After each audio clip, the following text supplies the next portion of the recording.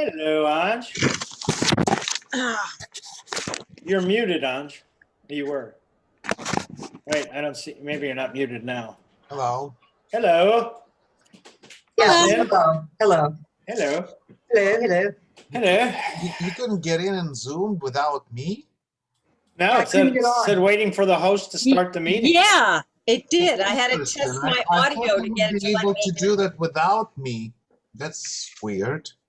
Well, Right. you know. Okay, just give me a second. I'll be right back. Okay. Bill, Yes. can we talk about this? Next week is the 4th of July. Yeah. Let's So- wait till we get. Let's wait till we get Okay. everyone on. Okay, great. Rob's probably going to be late, and John's going to be late. So Okay. let's talk about it when we get everybody on. Sure, I know sure. I know it's an issue, and I'm completely flexible since I have so much else in my life going on. So. Have you heard about your play or anything? Any update? Yeah, what's happening with that? Well, I mean, the update is just simply this is, I got the guy that promised that we would be the first on his consideration list. That doesn't mean anything unless it changes. But we're going ahead with it. And one of the guys whose equity is quitting the union over this because he's really pissed. And so that's not a problem. Nobody else in the cast is equity except really one of the key people in the cast, Eileen Kristen. I don't know if you know her name or not, but she was on Ryan's Hope and All My Children and Another World. She's a big name in New York. Yeah. And she is equity and gets a pension from equity, so she can't resign. And she's playing there's only 4 characters in the play, and we really need her for publicity. She's going to draw people. She's going to draw a lot of people to the piece. Did you get permission? Well, like I say, it's still June, and I talked to a couple of experts, and the expert I want to believe told me that, listen, the pandemic just opened up a week ago, and equity probably doesn't know whether to, scratch their watch or wind their butt yet. They just don't know what the hell's going on, and that the last thing that they're going to worry about right at the top is showcase code. They're just not going to be concerned about that. They're going to be concerned about getting money back into the union. And showcase code does not follow that, doesn't help them one bit in that regard. And so chances are they're going to be the last to act on it. My point of view to the equity guy was, and I said, I understand what you're trying to do and how perilous it is to come back after a pandemic to try to make your members safe. But I just got to say that we're all vaccinated, and these people have been sitting in their apartments for a year and a half, and they want to get out and stretch their muscles. Why should the people who get the big bucks get that opportunity, yet the people who don't make any money, who are doing it for the love of the game, not for gain financially, why aren't they offered that opportunity? And anyway, so he wrote back and he said that he would keep an eye out, and so I'm just going to wait and see. I talked to Eileen today, and we're going to cast a non-union person behind her, telling the non-union person that, if in fact this comes through, we're going with Eileen. So, I'm just got to deal with it that way. So it's precarious, and I'm worried about it. And, and again, the show will not have the cachet that I want it to have if it's not an equity showcase. That's, that's some degree of credibility. Right. A showcase is pretty low credibility to begin with, but if you've got no equity people in the showcase, then you just keep going lower. Nobody's going to pay any attention. So anyway, I can't change the dates. I can't move them around. I can't delay it anymore. I've got to make the decisions, make it proactive. And the author and I have decided that if in fact we can't use Eileen, that we're going to try to promote the show from the inside out, meaning that we would just bust our ass to try to get producers to see it. And hopefully that'll do it. So, I mean, you always want to get press, one review in the Times would make all the difference. The other interesting thing is my playwright has a relationship with Ben Brantley, who is the main Times critic. Yeah. Right. And we're just trying to decide the best way to handle that. I think the best way to handle it is to call Ben up now and say, listen, Ben, equity's not even letting the people back into the business. And I'm doing this showcase in the fall. I really want you to come and see it. But it's not going to be equity. I know you're not going to waste your time so that maybe Ben Brantley does a little article on the fact that equity's not. There you go. I mean, because truthfully, 90% of equity's population are unemployed on any given day. So what That's a good year. so what they're really doing is denying that 90%, the bulk of their membership, the opportunity to get a job. And it just doesn't seem right. Anyway, so we're going on those kind of arguments, and we'll see how far it gets us. And I'm concerned and frightened and a little upset. But what are you going to do? You just have to play it the way it's dealt. If you've got a connection to Ben Brantley, you should use it. Well, we'll see. Yeah. We'll see. His connection is that Ben really reviewed Tony did a really great play about 12 years ago, and it got great reviews in the Times. And Ben was one of the people who saw the play and really liked it. And then the second connection was 2 years ago, Tony was in London looking at a theater, watching a show, and he went to the bathroom, and in the urinal next to him was Ben Brantley. Oh. Did he get a good review? Just can't remember we peed in the same urinal next door to each other. I love the way you think, Hans. I wish I'd have thought of that. That's a great joke. Did you get a good review? Was it long or? Or very abbreviated. There you go. So anyway, John and Rob are going to come in a little late. I'm not sure that John is coming because he's seeing his brother, and he's pretty far from the place he's staying. Yeah, that's all right. If he does, he does. Yeah. So I'm pretty sure Rob is going to come in because I talked to him. Yeah, Rob is coming, but John, I texted him, but I don't know. He'll get back to me. I'll let you know. Yeah, Rob had said something about seeing some family, but that he might be a little late. Right. I talked to him He earlier sent today. me his rewrites. Yeah, I know. I worked with him a little bit on the script today. I showed him, because what I don't want to do, and I hope you guys realize this too, is that I don't want to mix up acting and writing.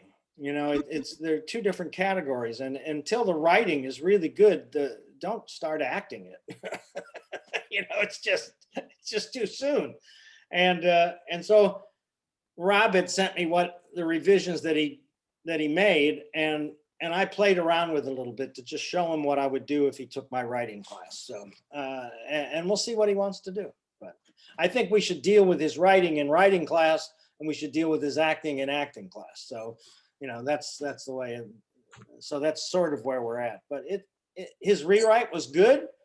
It just lacks a specific examples. He would say something like, oh yeah, you better watch out. She's dangerous. Yeah, I know. You better stay away from her. Well, it really should be, yeah, you better watch out. She's dangerous. Last week, Charlie Rosen was walking down. So you know what I mean? So that all it needs is a specific example. But basically right now, he just says what he wants to say and then exchanges it back without any specific nature. And it's the specific nature that creates the world of the play. That's key in writing is if you're not creating a world that we can all relate to or learn to relate to during the context of the play, then the play just exists as a conversation, which is just nothing. So, anyway, that's just my thought, my observation of having directed 300 plays. I was trying to figure out, I think I've read a couple thousand, directed 300, seen maybe 1,500 pieces. Wow. It's amazing. There's Rob. Hi, Rob. Yes, it is me. I'm here. We were just talking about you. Anyway, You were. now since John's probably not going to be here, let's talk about the 4th of July, and then Okay. And then Vasily maybe can vote for John. But what do you guys want to do? I mean, obviously next Sunday is the 4th. So what day do you want? How do you want to do it? Well, I'm stage managing in the afternoon from about 2 to 4. Well, let's just go to this. Let's just start with this big statement, right?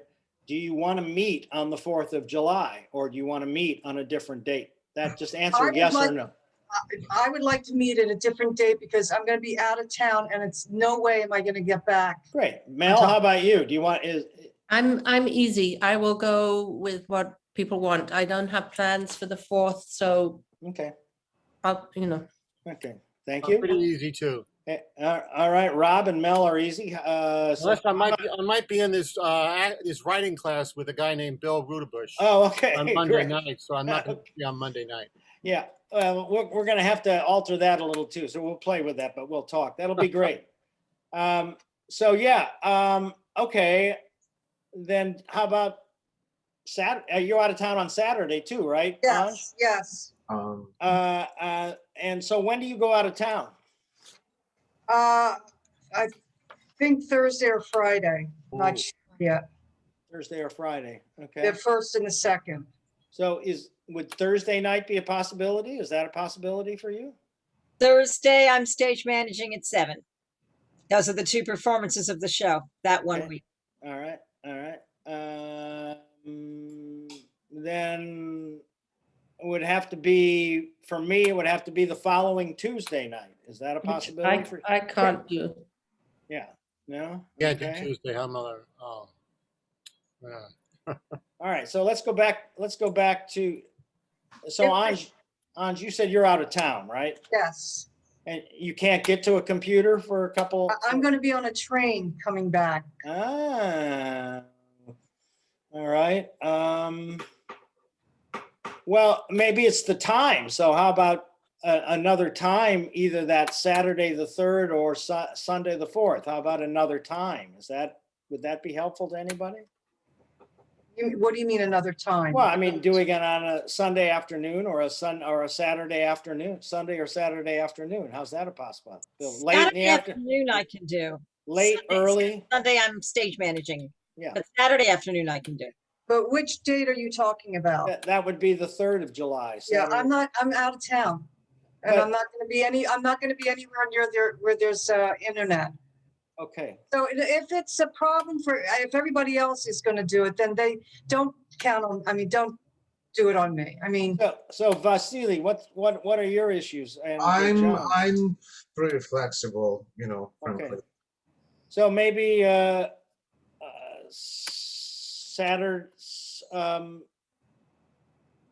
Saturday afternoon. Is that good for everybody except Anj? Is that good? Works What- for me. Let's say like maybe would it be like 1 to 4 or 2 to 5 or 3 to 6? Those are your options. Um, 3 to 6 is probably better for me. Yeah, is that good for you, Mel? Mhm. Yes. Cindy, 3 to Yeah. 6? How about Sealy, 3 to 6? yes, yeah. Okay, 3 to 6 Saturday. Sorry, Anj. it's okay. Sorry. Oh, So it would be the following check Saturday or the your Saturday or the It's- July 3rd. July 3rd, this coming Saturday. I won't be here the 3rd. I'm Yeah. out, I'm not anywhere near internet. Yeah, yeah. Well, you're sort of out of internet for 4 days from, Yeah, yeah, yeah. so, Must be going to the boonies. yeah, she's gonna have a really good time. Where are you going, by Get the you a way? really good phone. To Columbia County, at this farmhouse that we had been invited to, and they have nothing around. I mean, there's nothing Nice. around. Yeah, Yeah. well, that's great. That's great. Yeah. That's okay. And So don't we worry, did the 3rd at 3. yeah, the 3rd at 3. Okay. Okay. All right, good. On these can we use these same numbers, V? Can we use the same link? Yeah, Okay, good. Yeah. Thursday at 3. I mean, yeah. Saturday at 3. Yeah, July somebody 3rd. send a reminder. Yes, yes. Put it please in your do. phone. Saturday. First of all, 4. do it to me first. Well, I'm going to be mailing my phone back tomorrow because I got the FedEx phone call this morning. They're delivering the box. I just hope to God I'm home to get it Okay. because I'm going to the chiropractor. All right. All right. That's great then. And so V, I still need your tuition payment. I haven't gotten that yet. Mine? No, Vasily. I just did. Oh, good. Thank you. And Rob, I just got to tell you this story. My wife has this little app on her phone that she can go on the post office app and they show you what's going to be delivered that day. Right? Yeah. You can see what's being delivered that day. Well, last Wednesday, your little envelope, Rob, was there, and we have not gotten it yet. So, That's what happened to really? me. I did the same thing. I'm on the list of like that thing, and a refund was supposed to have come to me because I saw it. yeah. Nothing. All the other mail that was there on that day came except for that one. It makes me really worried about it. And I don't know how to report it because they say you can do it, but it's really complicated. I'm going to the post office myself tomorrow if Rob's doesn't say, and I'm going to show him the picture on the phone. Yeah. I'm going to say, this was here on Wednesday. We have not received it. Don't tell me I lost it. You have it. Tell me Right. where it is. So I've anyway, I'm gotten just, a lot of those. yeah, It well, takes 3 and that's, 4 days to show up. It's a well, pain in that's, the butt. if, I'm hoping it'll show up on Monday. So that I just wanted to let Right. Rob know that it's not his Okay. fault. And thank you very much for sending it. So that's great. Sure. All right. Okay. So let's go over Anj. What are you going to do tonight? You and Mel are going to work again tonight? Yes, and my monologue. Oh, great. Okay, good. So you know what I'll do is I'll probably work your ass a little harder tonight. Okay, All great. right. Good. How's that? Whipped. I know. I want to be whipped. Okay. Okay. We're going to take care. We're going to turn that hair dark again. We're going to whip you so bad. We're going to straighten those curls Having a forever. gray haired brunette by man. the end of the night. Okay, great. And let me ask you this question. Maybe Mel, you can answer it as well. Did you guys look at a second scene in there later on in the relationship? And Yes, are you gonna scratch that one on the surface tonight for me? it would be good. We Yeah. could do that. Yeah. Okay, good. So my plan with you two then is to scratch the surface on the new piece and then go back and run the piece that we set up last week with the ideas. Is that a good plan for both That's a of you? good plan. Let me get, yeah. Okay, good. And then what you might want to do, Mel, is knowing that that Anj is not going to be here next week, maybe you can pick up and go back over a couple monologues so that you're ready with those babies when you start to get some auditions. Yes, and at some point, and I don't know where this fits, Bill, Mm-hmm. I would like to read you the monologues that I've been writing Oh, to great. see if you think it's worth pursuing, because I Yeah. have no idea. Oh, good. All right. Well, I'll be happy to tell you that. Happy to tell you. My strength is that I know when it sucks. I really do know when it sucks. And I know when it's really good too. So everything else I'm not sure of, but those two things I'm pretty sure of. So Okay, yeah, I I mean, I just need to know if it's worth going on working Well, it's with like- it, or if it's, it's like Rob's piece too. I mean, his piece is really worth pursuing because it's got some great humor in it, and it's got a direction, and he's excited and passionate about it. All those are all the elements you need to be a great writer. So Right. okay, Cindy, what are you going to play with tonight? Well, Rob sent me his rewrites. Uh-huh. And then I thought I would work a little bit more on the come back to the five and dime Jimmy Dean. Oh, good. Still not totally memorized, but I have most of it like foggily in place Okay. so that I don't have to be reading it right out of the book the whole time. That'll be great. What we'll probably try to do with it tonight then, Cindy, is we'll probably try to work in small sections. Okay. Small sections that and going back over. And again, for all of you, just another piece of information is one of the best ways to, over a period of time, let's say you have a week or 2 weeks or whatever, always the best way is to chop off a beginning piece, work that really tight, work it really well, because then you can know it really well at the end of that. And then you add a second piece to it that's still not all the way to the end of the piece. And you go back and you work those two things together. And then you add a third piece and you work all so that you're building strength from the beginning. If you build strength from the beginning of your knowledge will carry over to later things in a subconscious way that you can't possibly imagine if you do it any other way. But most people try to chop off, to climb the whole mountain all the time. Stop climbing the whole mountain. I am a Capricorn and I am a goat. I take it one step at a fucking time and I make sure that I understand that step and I'm sturdy on that step and I love it. And then I go to the next step, and I'm not looking at the top. I'm just looking at the next step. Okay. So that to me, the theater process is always a surprise when you get to the top, not something that you've just been staring at all the time. See, that's what they say about Capricorns. You get dessert last. Yes, and I'm Right. happy with that. I'm really happy with that. I just have to ask Mel something. Mel, what page is that we're doing is the act 3 that it begins? Starts on 69. Oh, Well, it is a dirty play. yeah.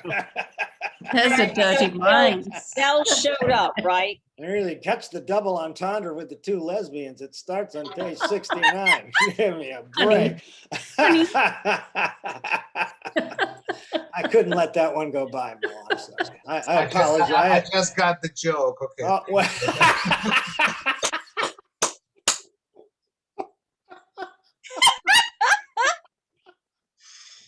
I thought Gonna have to I'm the watch the goodiest one there.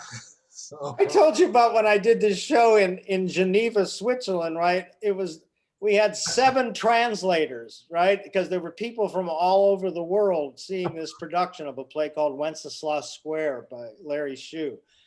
And when you said that, I just lost it, because of course there were a lot of jokes, and the Americans and the British would get them right away, and then the French would get them, and the Spanish would get them, and then the Germans would get them, and then the Russians would get them.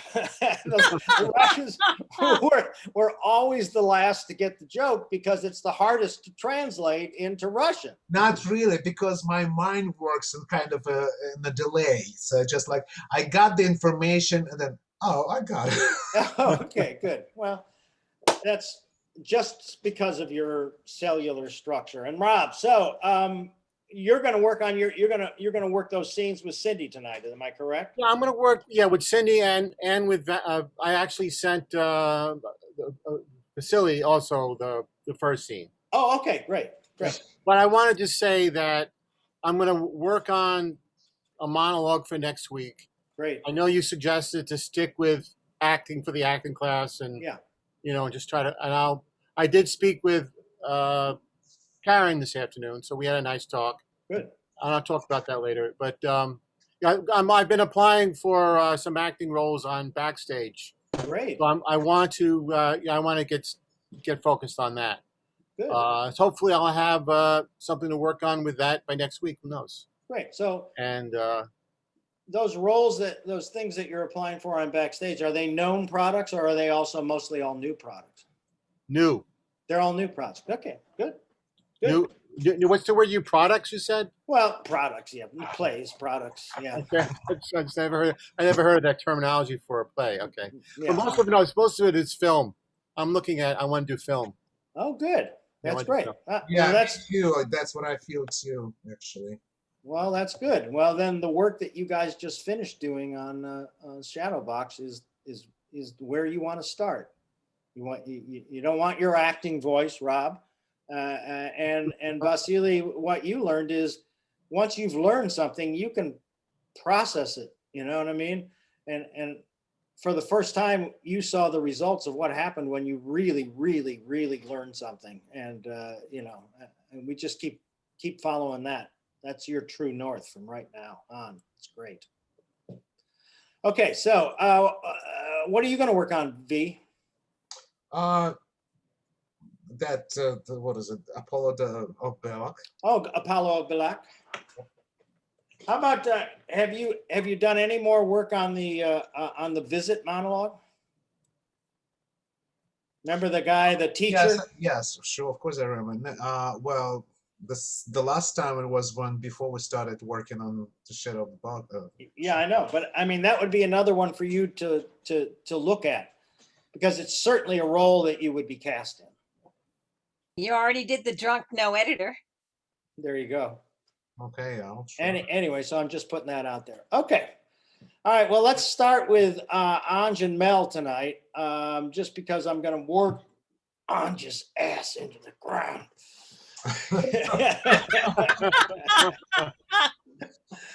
All right. So let's click off and let's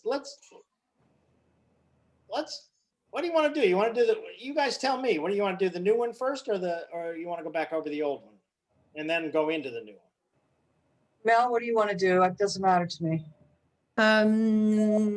Do it in order Okay, Okay. good. Right. Very clever. if you can. Hurrah. Can, right. I just realized something What's that? that nobody has the script. I Oh, mean, to stay on book for you? Right, yeah, I would Who like has to this? see. Who had it, John? Nobody I don't think has it. anybody did. I just, you that's know why I what? just realized I If it is, haven't. I can go get it. No, it's a different script. Yeah, Okay. I will send it to somebody. Okay, who wants Shall to be I? on, who wants to be on book? I'll do it. Okay, good. Don't fight over it, everybody. Really. Oh, stop. You're No, killing me here. I'm just so popular. Okay, I'm gonna go turn a light on because I'm too dark in here. Hold on. And don't give me the line unless I call for it, please. Yes, Okay. and Cindy, Same with you, Mel? the thing I'm sending you is highlighted for me, but obviously you'll be holding it for Orange as well. Okay. It hasn't showed up yet. But that's not a I haven't sent it. surprise. I have this Oh. 10-cent internet, you know. I'm not that bad. Yeah, children's. I'm just calling it 10-cent children. internet. So Bill, while I'm waiting, Zell did show up, right? It did. Oh yeah, he did. He showed up fine. I just can't get rid of Mr. Venmo yet. I just can't get rid of that Yeah. goddamn site on my thing. Okay, here. What's that? Hit me. Yeah, I'm telling you, I don't even want to go there. I am so sorry. I was Yeah. overtired. Yeah. But that's never, ever, ever, ever, ever gonna happen again. I know. promise. Good. That's good. Do you have it, Cindy? I'm looking. Sometimes when I pull things out, something else shows up, and I just sent a bunch of stuff to my other box. All right, let me go back. What did you send it to? Your email? The C Berberlin at Yahoo? Um, That's the only one I got. Do you have a different one? no, I think that's what I have for you. Okay. So it should be Yeah. popping in here almost any time. You know what? I'm going to go to my junk just in case, because it threw something in there from. It's throwing Well, everything in junk. We All can right, just do it anyway, and I got it. Oh, good. Okay. It Good. threw it into my junk. Is this the scene this isn't the scene that starts on the faded page, is it? 69. no, Okay, that good. you have to wait for that one, Bill. All right, thank you. Ugh, so this is wow, you're both making me scenes. wait now. All right. Anticipation. What page does this scene start on so Cindy can? 13. Okay, good. All right, I'm Oh gonna my click. God. That's all All she right, I'm has. gonna have to open it on my other computer because you know what? I can't see your lines under the highlight. So let me open it on the other one. Wow. This phone is a royal pain. Oh, Like you're I on the said, they phone? send Why in don't I big send it to box. somebody who doesn't have to do it on the phone? That's good. Can you send it to Rob? Sure, send it to me. Okay. Open with. Okay, I just told it to open it. She's going to send it to Rob. Oh, okay, because I got it now. Okay, good. Well, let's rock and roll. It's on the way to Rob. We got a backup and ready. Are you ready, Cindy? On what page is Yeah. it? I'm ready. It's page 13. Okay, good. I'm going to click off and rock and roll whenever you're ready to go, you two.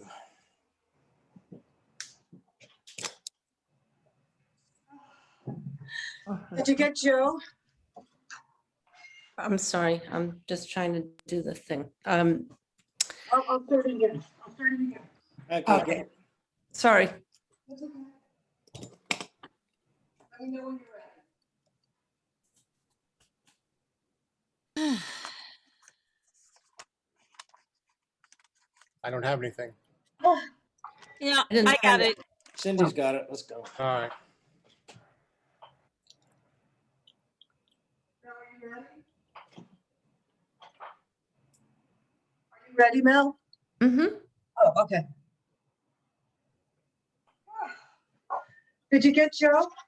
What happened to her? I mean, she was perfectly well a few hours ago. Probably still is. She,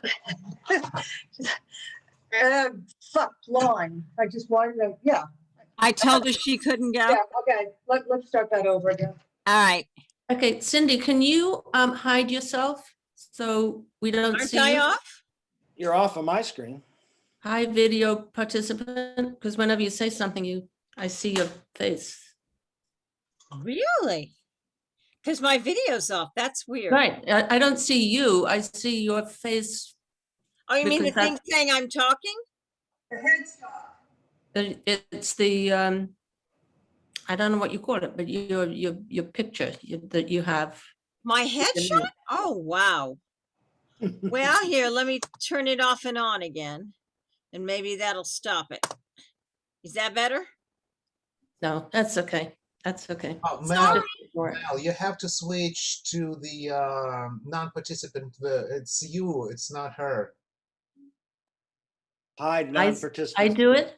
Yeah. Yes, you have to switch to non-participants. What is it? Hide all I'd non-participants. not, yeah. Show non-video participants. Or But I've done that and it didn't work for me. Maybe it'll work for Mel.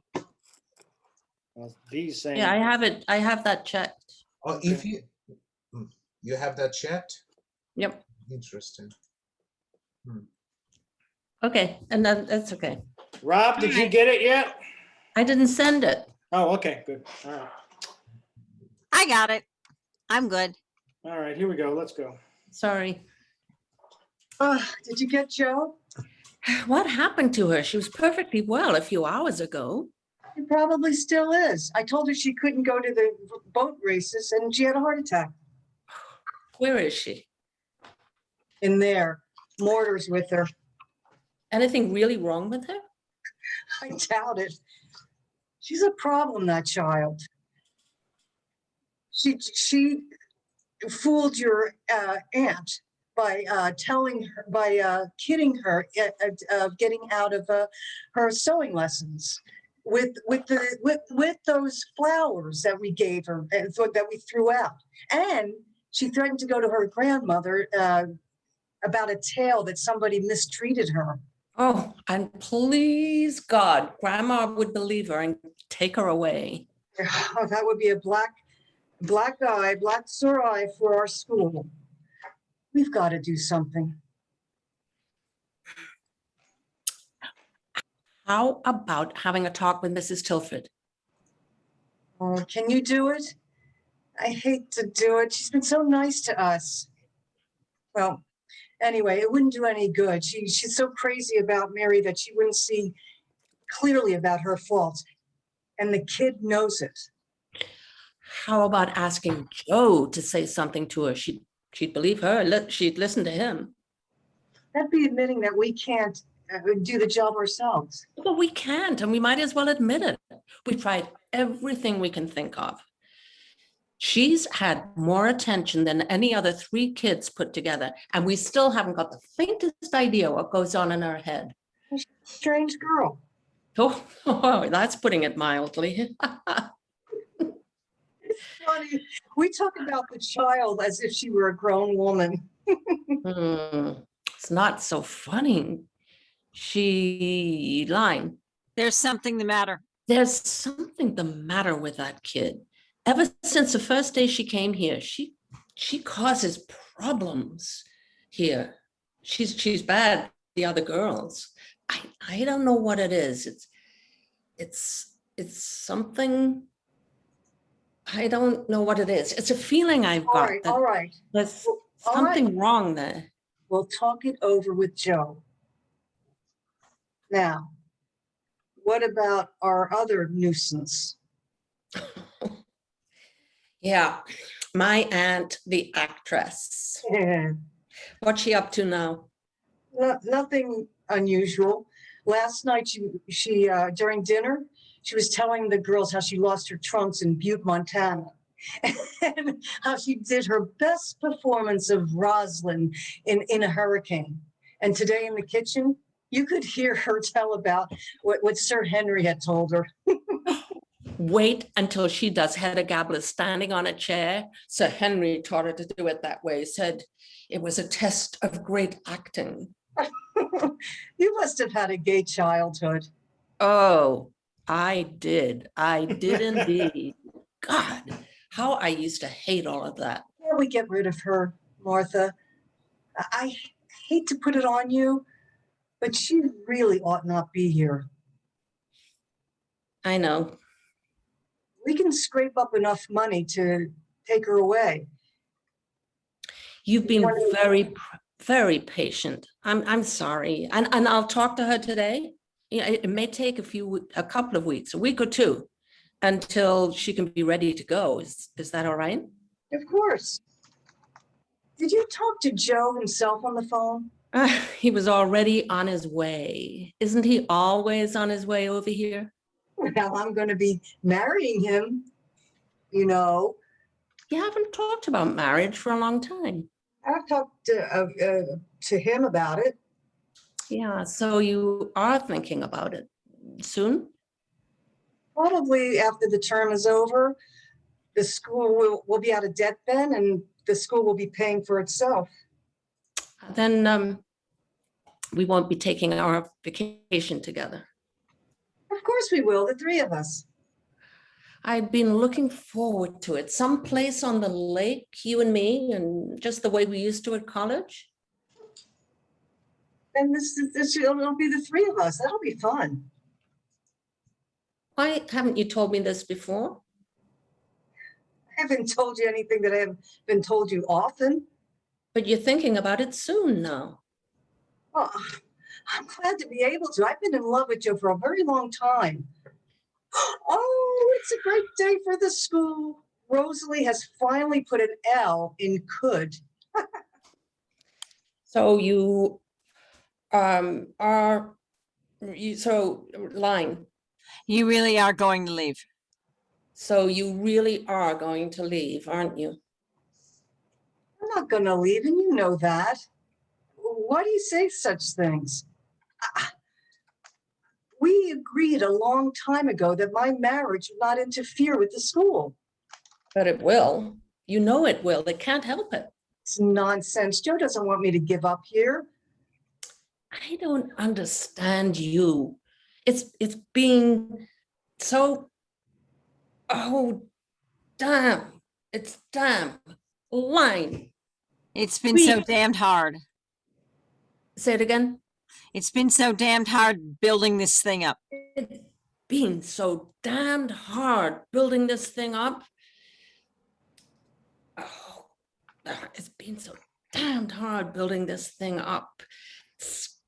Slaving, line. Slaving and going without things to make ends meet. I don't understand you. It's been so damned hard building this thing up. Slaving and doing without things to help ends meet. And lying. Think of having a winter coat. Think of having a winter coat without holes in the lining again. And just as we're meeting, we're meeting our goal, no, fuck, say it again, line. And now when we're getting on our feet. And now when we're getting on our feet, you're ready to throw the whole thing to hell. This is a silly argument. Let's quit it. I'm not getting married tomorrow. And when I do, it's not going to interfere with the school. You're making a big thing out of nothing. It's going to be hard going on here alone without. You expect me to give up my marriage? No, of course not. But it's just that hello, it's so. darling.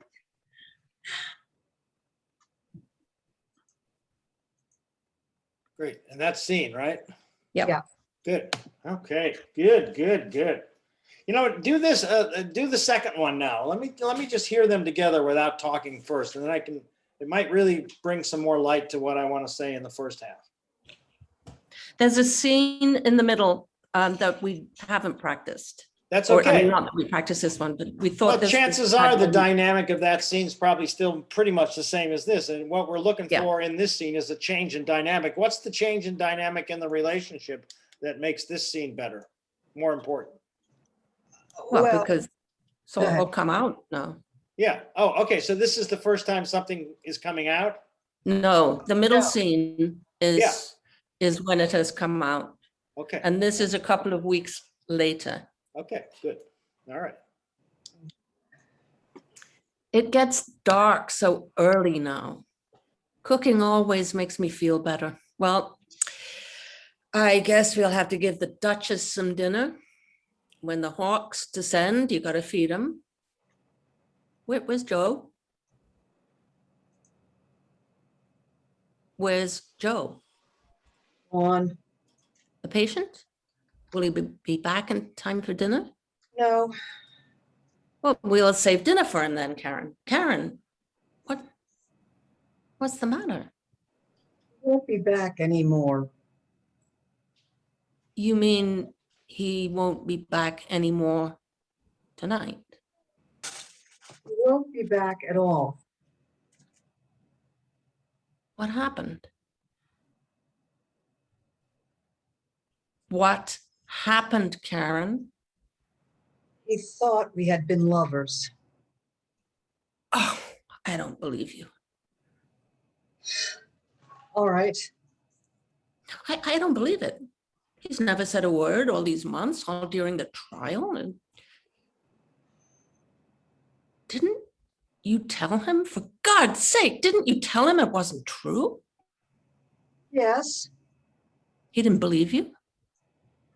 Yes, he believed me. Then what have you done? What had to be done? Well, it's all wrong. It's silly. He'll be back in a little while and you will clear it all up. Oh, God. Oh, God. I wanted that for you so much. Don't. I feel sick to my stomach. What's happened to us? What's really happened to us? I don't know. I want to be sleepy. I want to go to sleep. Go back to Joe. He's strong. He'll understand. And it's too much for you this way. Not talking this way.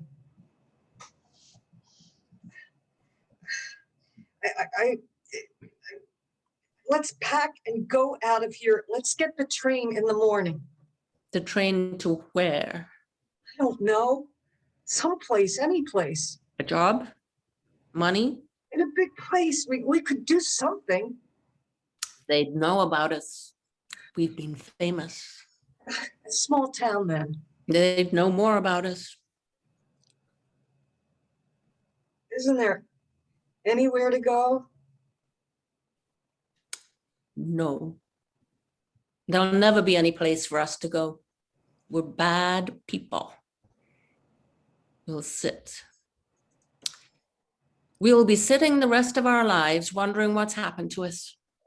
You think this scene is strange? Well, get used to it. We'll be here for a long time. Let's pinch each other. Sometimes we can tell whether we're still living. But this isn't a new sin they tell us we've done. Other people aren't destroyed by it. They are the people who believe in it, who want it, who've chosen it. We aren't like that. We don't love each other. I don't love you. We've been very close to each other, of course, and I've loved you like a friend, the way thousands of women feel about other women. Yes. Certainly that doesn't mean anything. There's nothing wrong about that. It's perfectly natural that I should be fond Why of are you and that I saying should. this to me?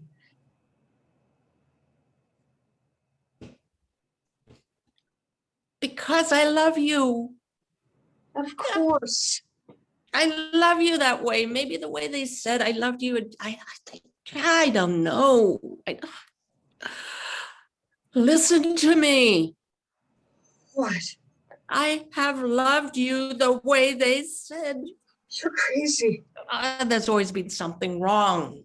Always, as long as I can remember. But I never knew it until all this happened. Stop it. You're afraid of hearing it. I'm more afraid than you. I won't listen to it. Take your hands down. You got to know it. I can't keep it any longer. I've got to tell you how guilty I am. You are guilty of nothing. I've been telling myself that since the night we heard the child say it. I've been praying I could convince myself of it. I can't. I can't any longer. It's there. I don't know how. I don't know why. But I did love you. I do love you. I resented your marriage. Maybe because I wanted you. Maybe I wanted you all along. Maybe I couldn't call it by a name. Maybe it's been there ever since I first knew you. It's a lie. You're telling yourself a lie. We never thought of each other that way. No, of course you didn't. But who says I didn't? I never felt that way about anybody but you. I've never loved a man. I never knew why before. Maybe it's that. You are sick and tired. It's funny. It's all mixed up. There's something in you and you don't know it until you don't know anything about it. Suddenly a child gets bored and lies, and there you are, seeing it for the first time. Oh, it all seems to come back to me in some way. I ruined your life. I ruined my own. I didn't even know. There's a big difference between us now. Karen, I feel all dirty and I can't stay with you. I can't stay with you anymore, darling. All this isn't true. You've never said it. We'll forget it by tomorrow. Tomorrow? That's a funny word, Karen. We would have had to invent a new language, as children do, without words like tomorrow. Go lie down, Martha. You'll feel better.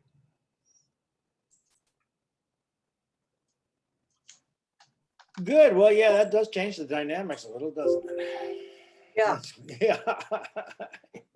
Nice work, girls. Nice work. I'm glad you chose this. I love the writing. Thank you, Mel. Ah, thank you. Really great. Okay, so in order to, I haven't told you just first conflict. Where is this? Beat. How about solutions? All right. So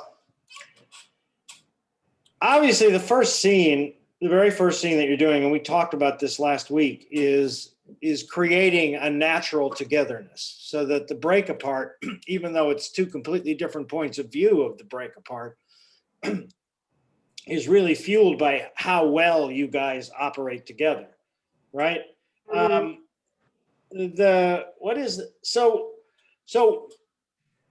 What brings you two together so well is how you solve the problems of the school together, right? So it's, if you notice in your discussions, it's always one of you in the very beginning asking the other, what do you think? Where do you think this ought to go? What do you, in other words, there's a real great, and so what I want you to do is to keep fueling the listening and the sensitivities because you value that other person's opinion so much. Maybe it's just me, but I know if I bring this up to you, you will back me up, or you will say that I'm not right in this particular thing. So it's really that sense in these. So what is news? How about, yeah. black eye. What is black? Is there a black Yeah, eye? yeah, I was struggling with the line, so, it, let me see, yeah.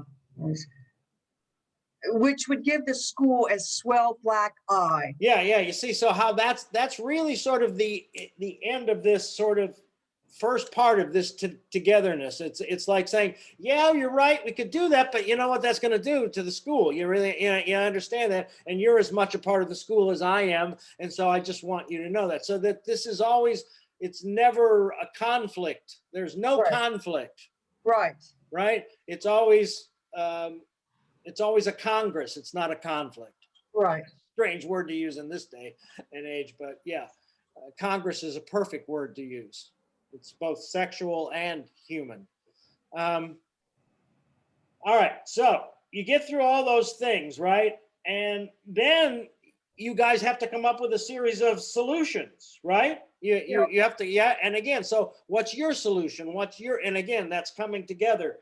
Then you go through a series of, okay, now we're going to figure out the psychology of these kids together, right? Because you talk about the psychology of the kids. So again, it's not what I think of, what you think. Let's work this out together. The really great place that really started to add some definition to it was, oh yeah, and then there's that other nuisance. And the other one, of course, knows it right away. That was a perfect moment for you guys, for both of your characters. That's what I want to feel, is that sense of togetherness in the very first part, right off the bat. But that's where you really got it right.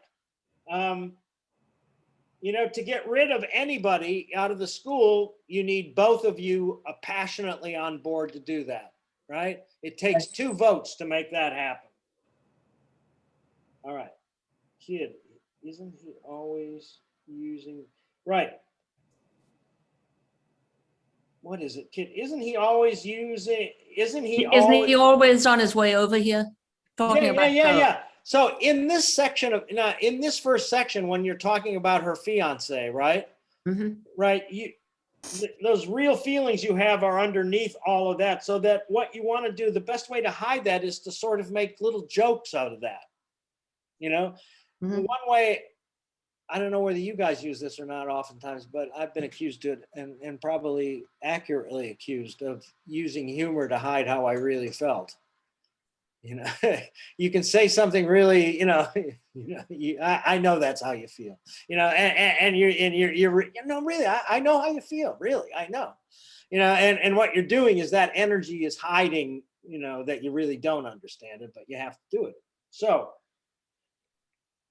I want you to use as much humor in calling her on her when you're talking about her boyfriend or her fiance as you possibly can, so that it doesn't come off as judgment, because I think that's the wrong way to go, right? I think you want to hide anything that is sexual with humor, if that makes sense to you.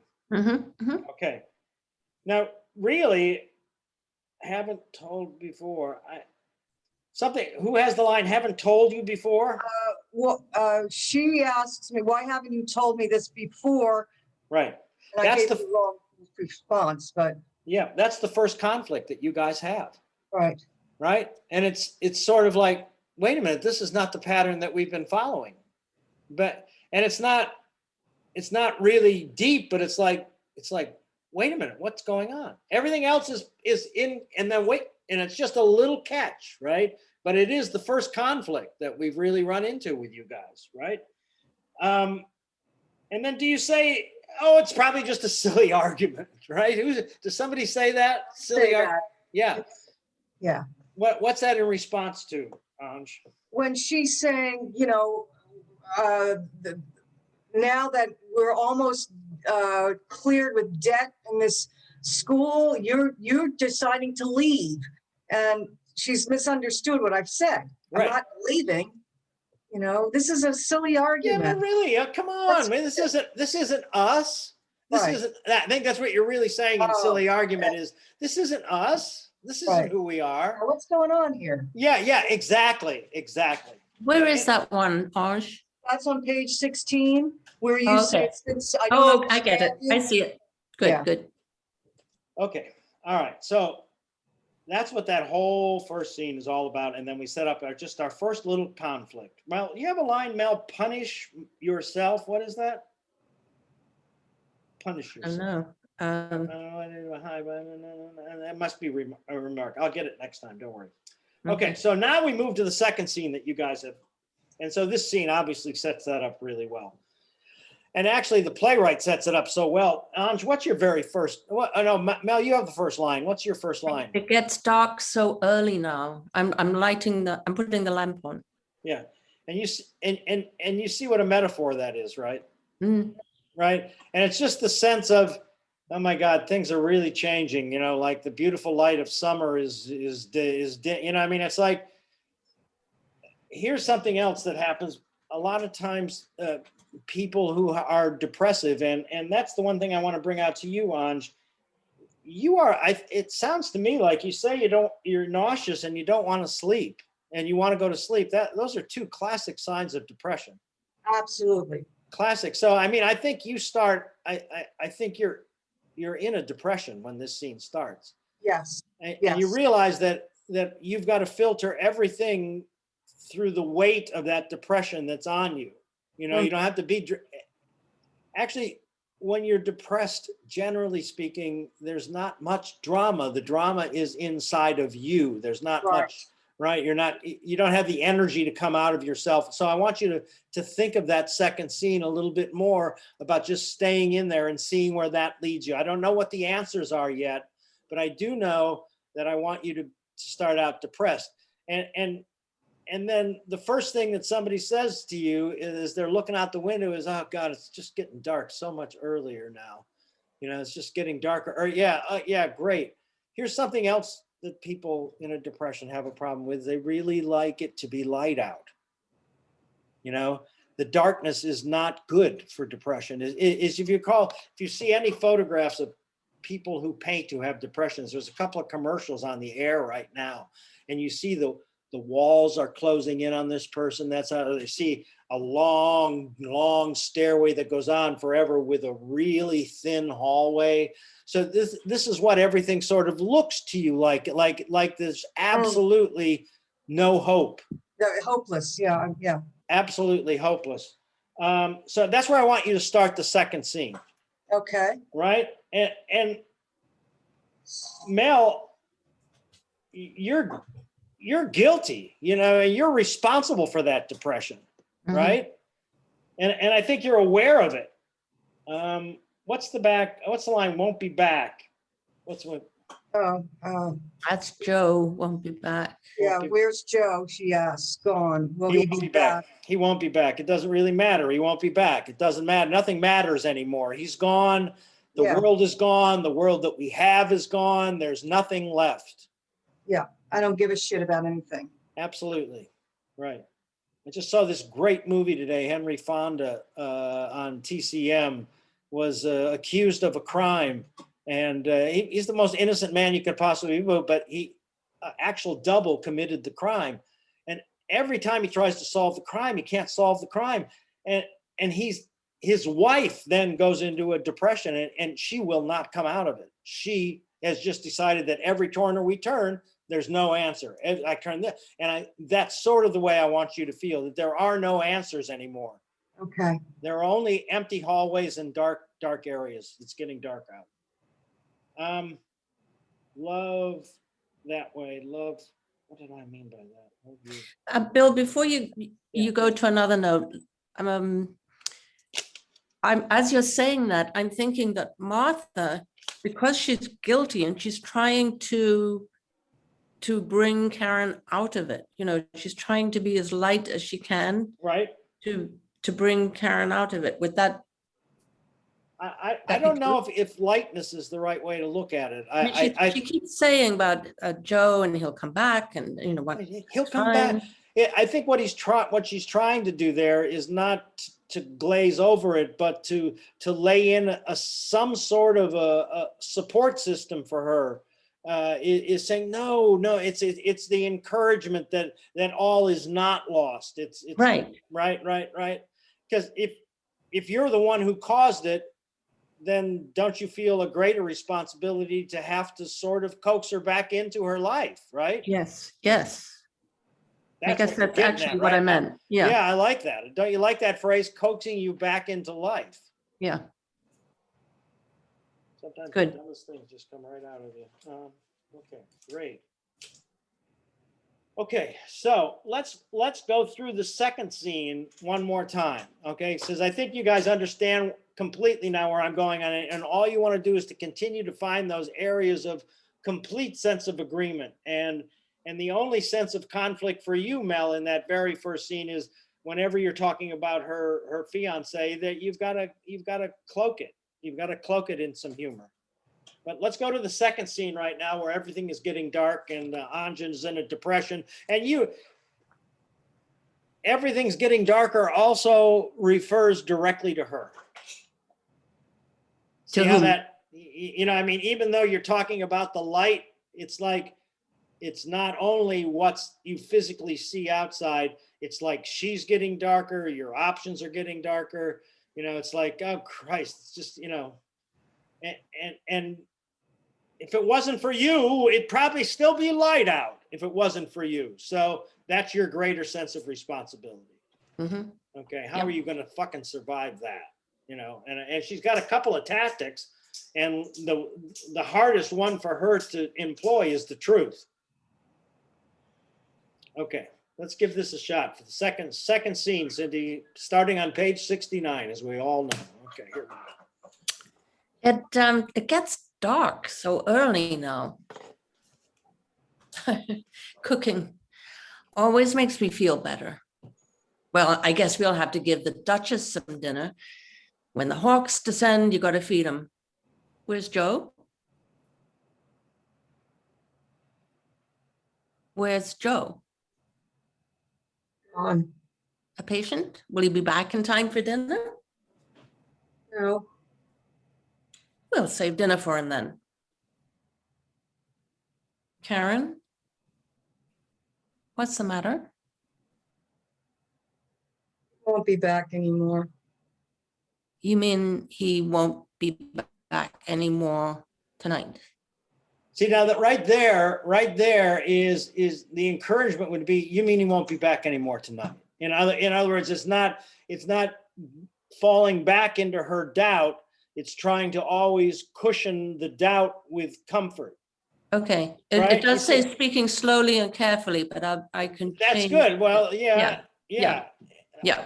Exactly. In other words, whenever you're talking to somebody who's depressed, all of a sudden your choice of words becomes very important in how you say them and you think them through. Okay, I yes. think you can live with both of those directions at the same time. Yes, Okay. yes. Let's go back. That's great. Right. Automatically. I mean, wasn't the scene instantly different? Right. Yes. When we put Anj in the right place, right? Okay, here we go. Let's go back to the top. It gets dark so early now. Cooking always makes me feel better. I guess we'll have to give the Duchess some dinner. When the hawks descend, you have to feed them. Where's Joe? Where's Joe? On.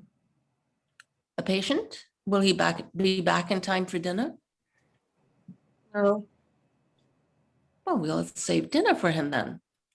Karen, what's the matter? won't be back anymore. You mean he won't be back anymore tonight? Won't be back at all. What happened? What happened, Karen? Thought we had been lovers. I don't believe you. All right.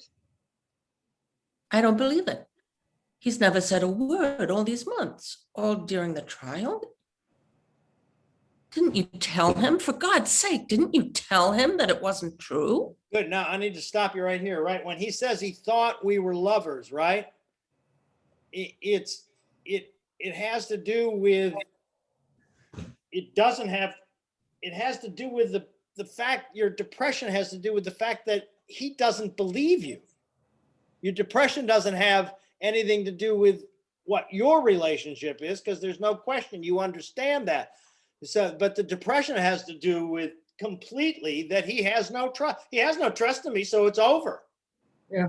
He doesn't believe me anymore, so it's over.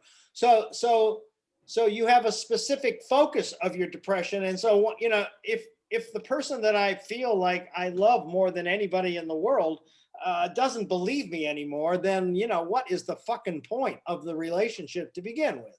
Right. Right. And I think that's what she's reeling from. Okay. So let's go back one more time and just know that. And also maybe just a little bit protect it, just a little bit protect your depression, just a little bit with something. I don't know, but don't expose it completely. I jotted down, maybe you have an activity, you know, maybe you're just putting the last grades of the semester in, or Right. you know what I mean? So that you've got something that you can divert yourself, even if it's just doodling, for Christ's Right. sake. Anyway, let's go back again to the top. Here we go. Nice, Mel. Very good. Here we go. Oh, it gets dark so early now. Cooking always makes me feel better. Well, I guess we'll have to give the Duchess some dinner. When the hawks descend, you got to feed them. Where's Joe? Where's Joe? Gone. A patient? Will he be back in time for dinner? No. Oh, we'll save dinner for him then. No. Karen, what's the matter? He won't be back anymore. You mean he won't be back anymore tonight? He won't be back at all. What happened? What happened, Karen? He thought we had been lovers. Oh, I don't believe you.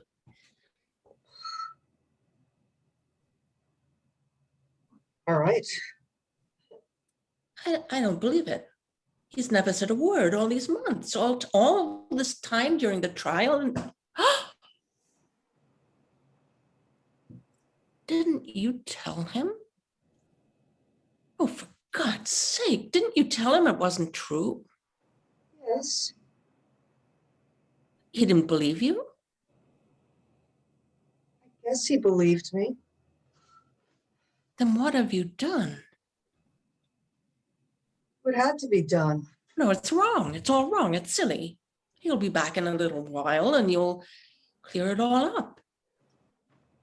Oh, God. I wanted that so much for you. Don't. You're sick to my stomach. What's happened to us? What's really happened to us? Don't know. I want to be sleepy. I want to go to sleep. Go back to Joe. He's strong. He'll understand. It's too much for you this way. Stop talking about it. Let's pack up and get out of here. Let's take the train in the morning. The train to where? No, someplace, any place. A job? Money? In a big place, we could find something to do. They'd know about us. We've been famous. A small town then. They'd know more about us.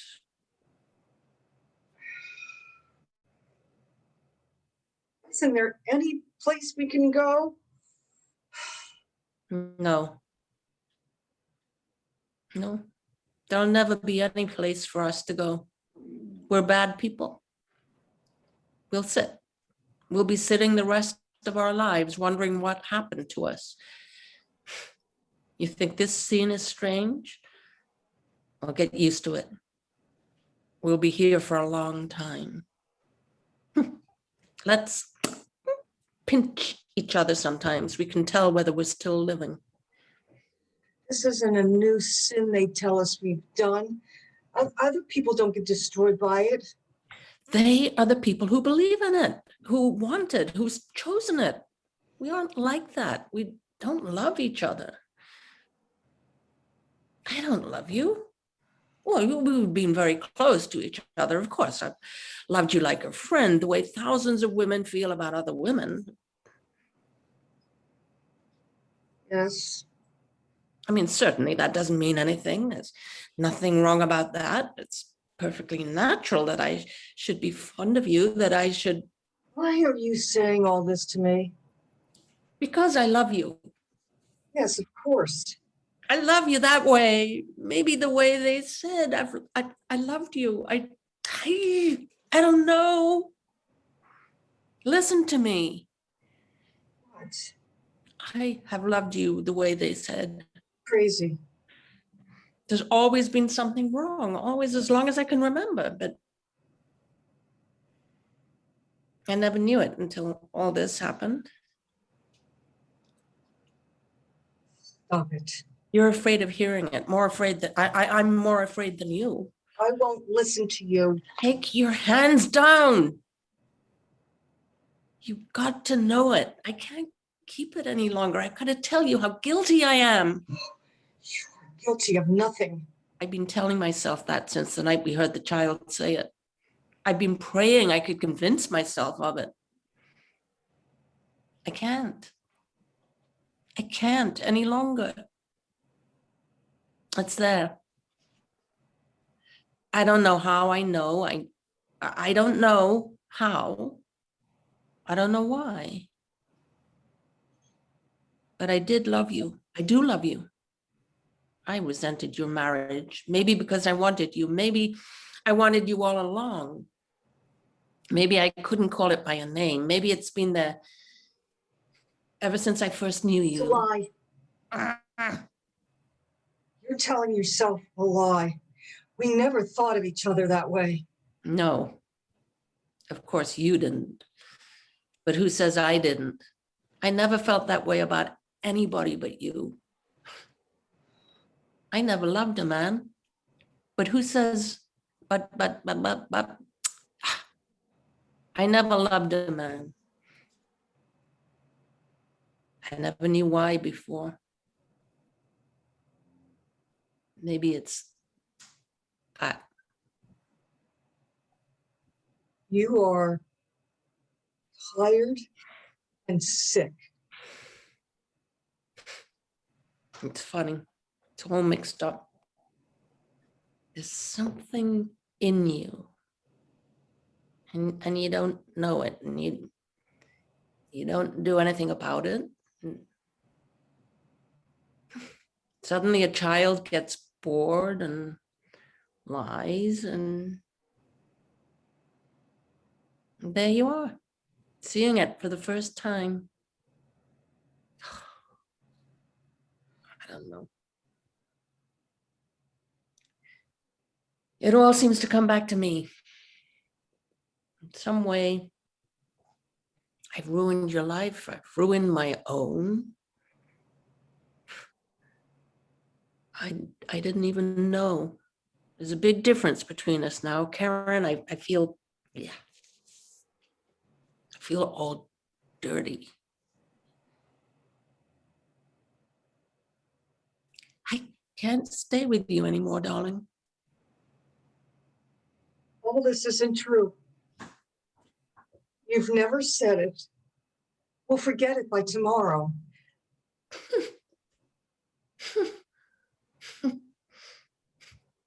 Tomorrow? That's a funny word, Karen. We would have had to invent a new language, as children do, without words, like tomorrow. Go and lie down. You'll feel better, Martha.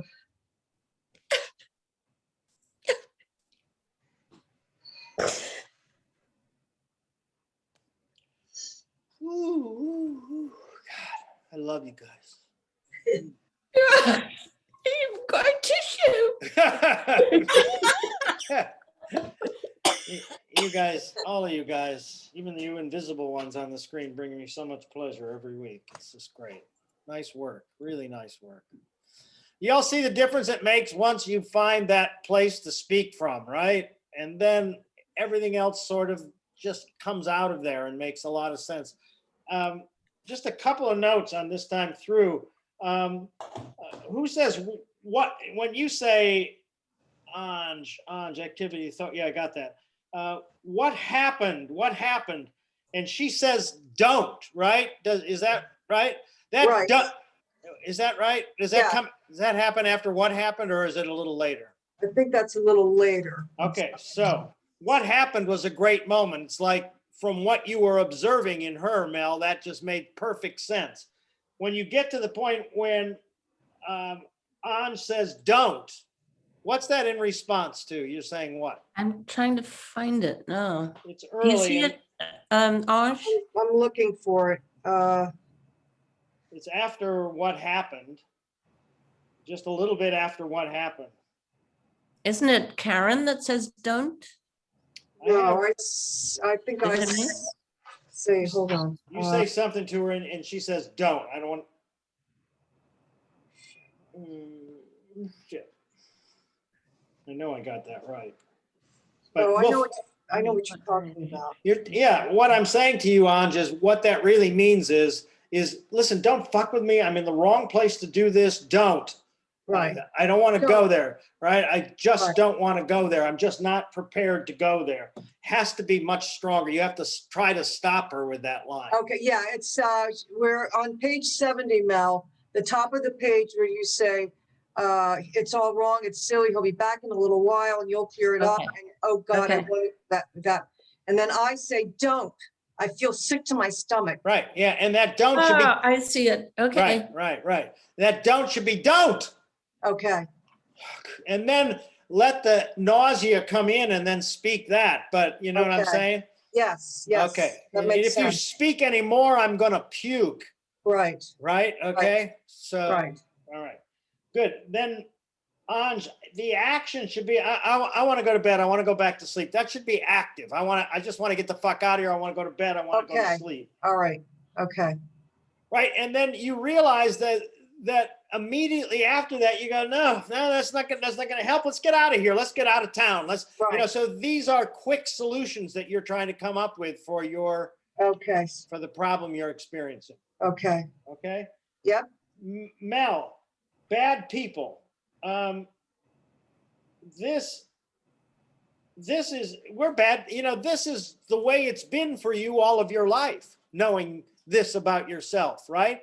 We're bad people, and this is how we're going to be treated. I know this. This is my experience. This is the world. It's almost as closed off as her world, but in a completely different way.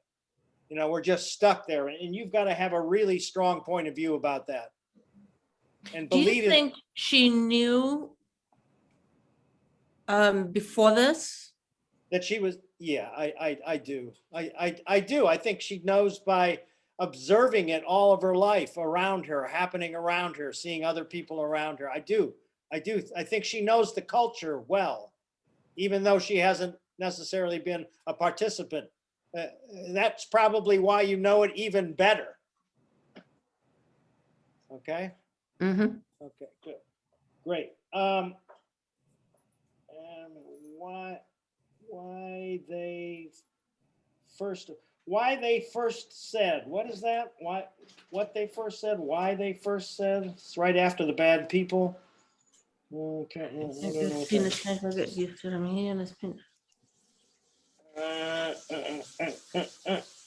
Oh, here, they are the people who believe in it. They are They're the people who believe in it, who want it. No, I don't think I'm getting at that. There's the word "said" in it. There, you go one time. You go first said and then second said. There's two. I don't know why. That's all right. I'll get it next time. Okay. It's not a big And note. as I go through it, as I go through the recording, I'll look for it too. Okay, good. So, Mel, here's the best note for you, right? Okay. You have got to have when it all comes to a head, you've got to have a flat out, bang out, total confession of who you are. Okay. No edits, no trying to soften it. this is, all right, this is who I am, and just confess it. And it also leads right into, and isn't it so strange? Isn't it so, because only an English teacher would know this. Isn't this so ironic that a little kid notices this and then I find this out for sure about myself after all these years? Isn't that the weirdest thing? Isn't that fucking so weird? But it has to come after a total confession, right? This is flat out who I am. Then where does the thing Good. come up where she says, but I don't love you? When Mel says that, if she knows who she is and she knows she loves her, why did she say that? Because she hasn't admitted it yet. Right, she admits it afterwards. Yeah, she Okay. hasn't admitted it. She's still stuck in her lie. Yeah, a couple lines, a couple lines later, she Right, does. right. Yeah. Okay, I Right. got it now. Does that help, Mel? See where to go with that? Oh, yes, helps Great. a lot. Good, Yes. good. How about you, Ans? Does that make sense to you? That's Yeah. great. I think the activity helps. I think the activity helps a lot, allows you, Does. and it doesn't, remember, you're depressed. You're not comatose. Right. So,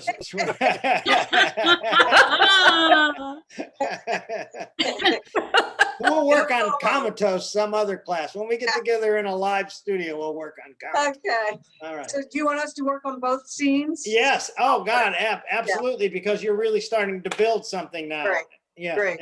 And then, isn't there a really great final scene? Isn't there a really great? But that is the final scene. That is the So final. we missed out the middle scene when Okay. right after it all Maybe comes what out. you might want to do for your own character edification and point is to try to locate that middle ground.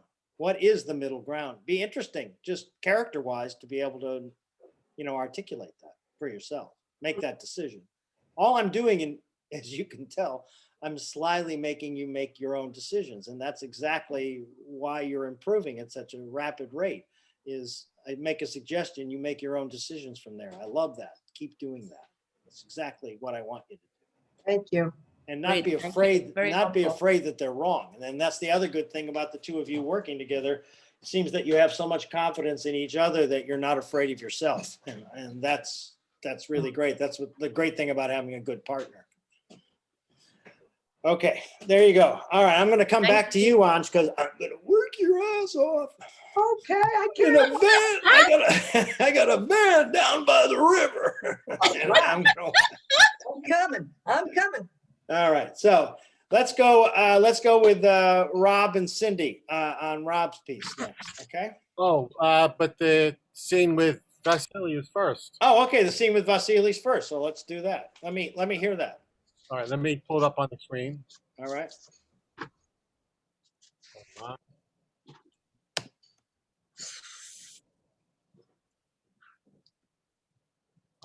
Okay. Cindy, can you read the what's in parentheses? The description of the scene. Oh, yeah, then let me pull And- that up, because I didn't print all of it, but yeah, I will. And Vasily, can you do the same when I'm in the scene with Cindy?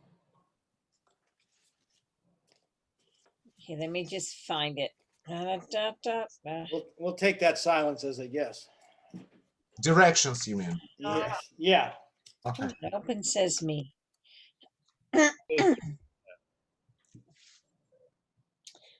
There we go.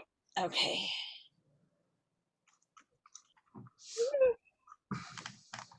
Where's the attachment? It's got to be. Yeah. All right. Uh, Oh, it's Schnitz. Oh, here it is. Okay, I got it. You didn't mean schnitz. Okay, here we go. Oh, I don't know why I got used to saying Schnitz somewhere down the line. It's a good. It's a Shit.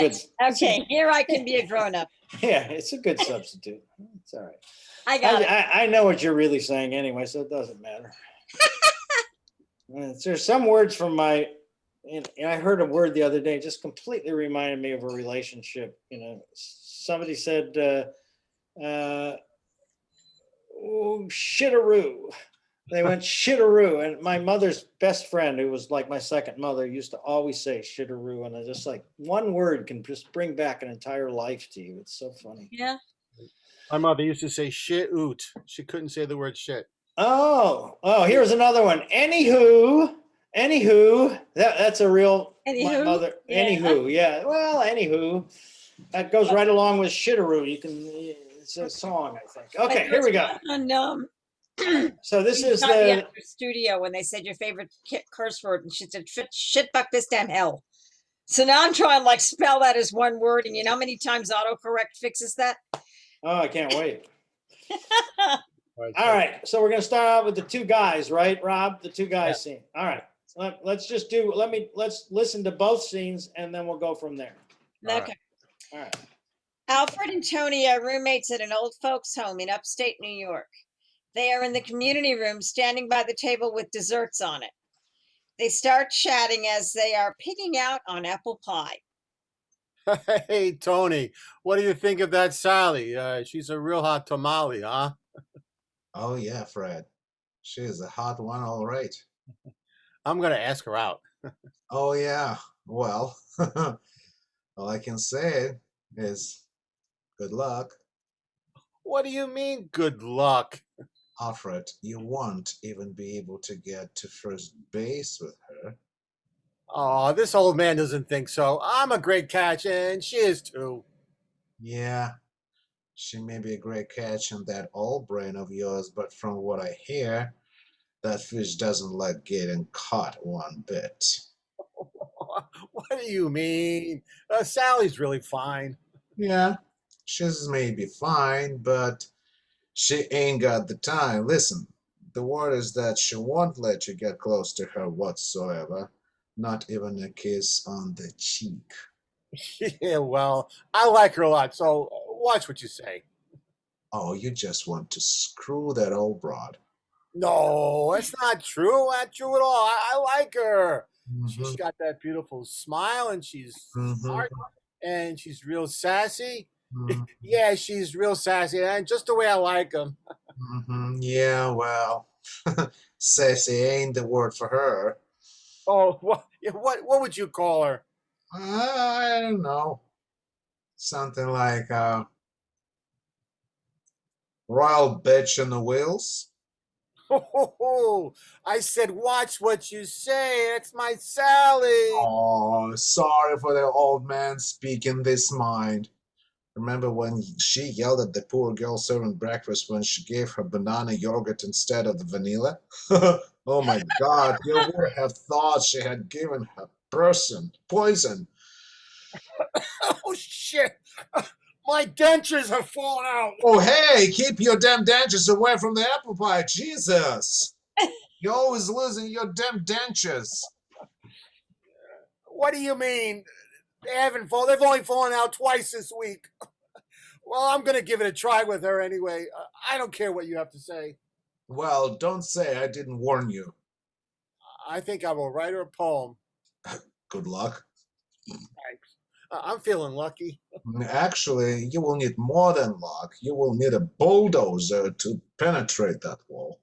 Will you stop, please? You really think so? Actually, no. I take it back. Good, because you're dead wrong. Shit, I lost it. Yeah, no, you lost the whole rhythm of the comedy there. I know. Pick it up from where you stop, please. You really think so? Then he goes, actually, no, I take it back. Good, because you're dead wrong. You'll need a bulldozer with an enema. Okay, yes, I got it. Okay. All right, here we go. From will you stop, please? You really think so? Yeah. Will you stop, please? You really think so? Actually, no. I take it back. Good, because you're dead wrong. You will need a bulldozer with an enema hose shooting 5 tons of water at her. Oh, come on. I don't believe that. You might need you might need to add your dentures to. Oh, stop it. Well, there's only one way to find out. Yeah, right. You got a plan other than this poem of yours? Yeah, my charming self. All right, maybe you can tell her how your dentures wind up on the floor all the time. How you almost stepped on them last night. Ha ha ha. Okay, enough with the denture jokes. All right. I'm just having fun with you. The poem might help, but I don't know. I'll be fine, Tony. Can I hear it? The poem? I told you I didn't write it yet. I thought you said you wrote the poem. I said I will write the poem. You got a hearing problem or something? Or maybe you got Alzheimer's or something. Okay, Flat, calm down. Good luck with poem. Right. Thanks. I guess I'm a little nervous. I want to be with her so bad. Yeah, I can tell.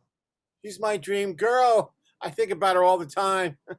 When I'm in the shower, when I'm sleeping, uh, when I'm on the crapper. Yeah, right. Even when I'm on the crapper. Don't tell anyone I said that now. Old man, you really have a crazy crush on her, don't you?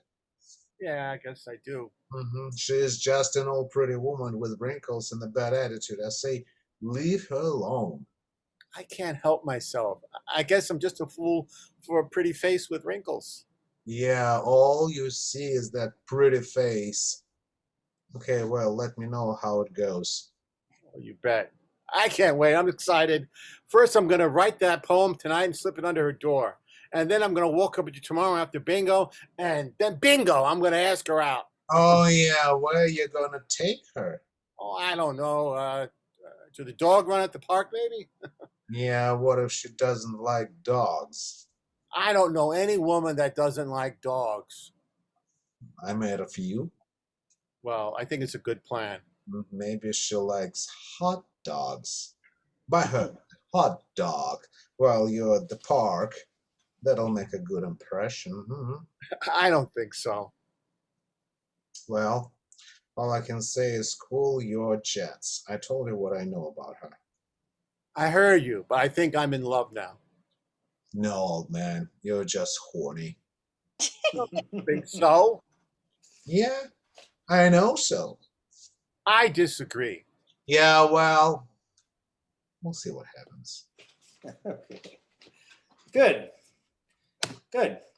Come on back, everybody. Good. We're going to do both scenes. Oh, yeah, I'm sorry. I'm so sorry. I'm sorry I brought you back. Go back. Do the second scene. Go. Okay, Vasily, just read.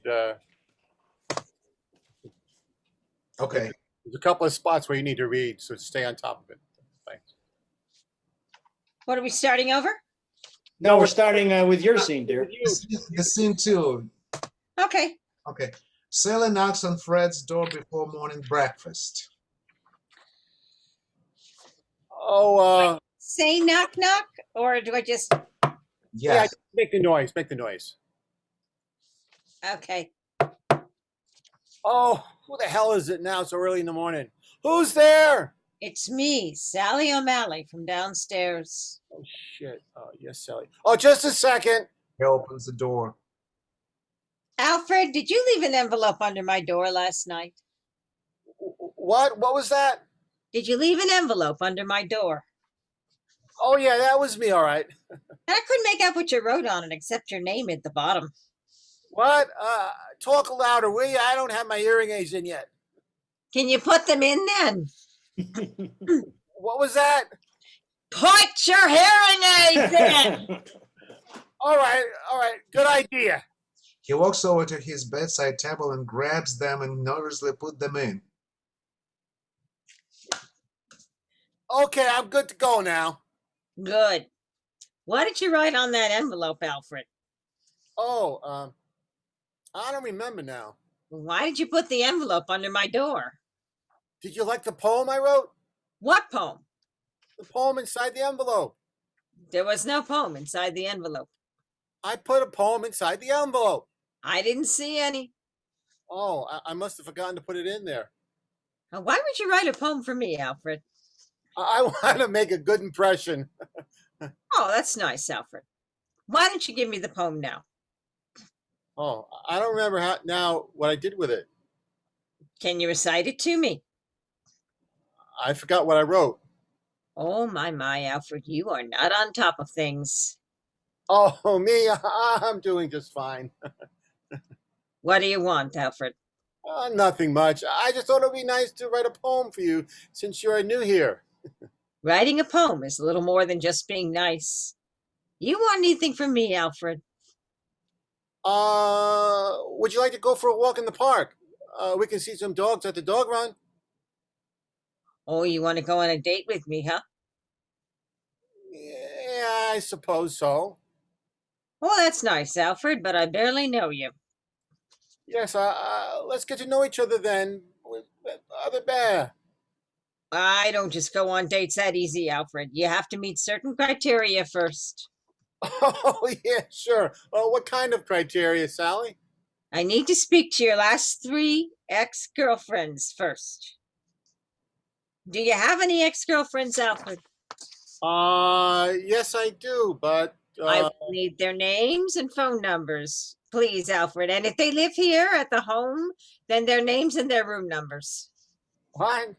That sounds a little bit crazy, don't you think? Are you calling me crazy, Alfred? No, no, no, no. Sally, I would never do that. I'm just saying asking to speak to my last 3 girlfriends is a little crazy, you know? You are calling me crazy, Alfred, because I'm the one that's doing the asking. Oh, Sally, I will rephrase it. Asking to speak to ex-girlfriends first is an unheard of thing to go to the park with somebody. If you want to go out with me, this is my requirement. Are you really serious about this, Sally? Yes, very serious.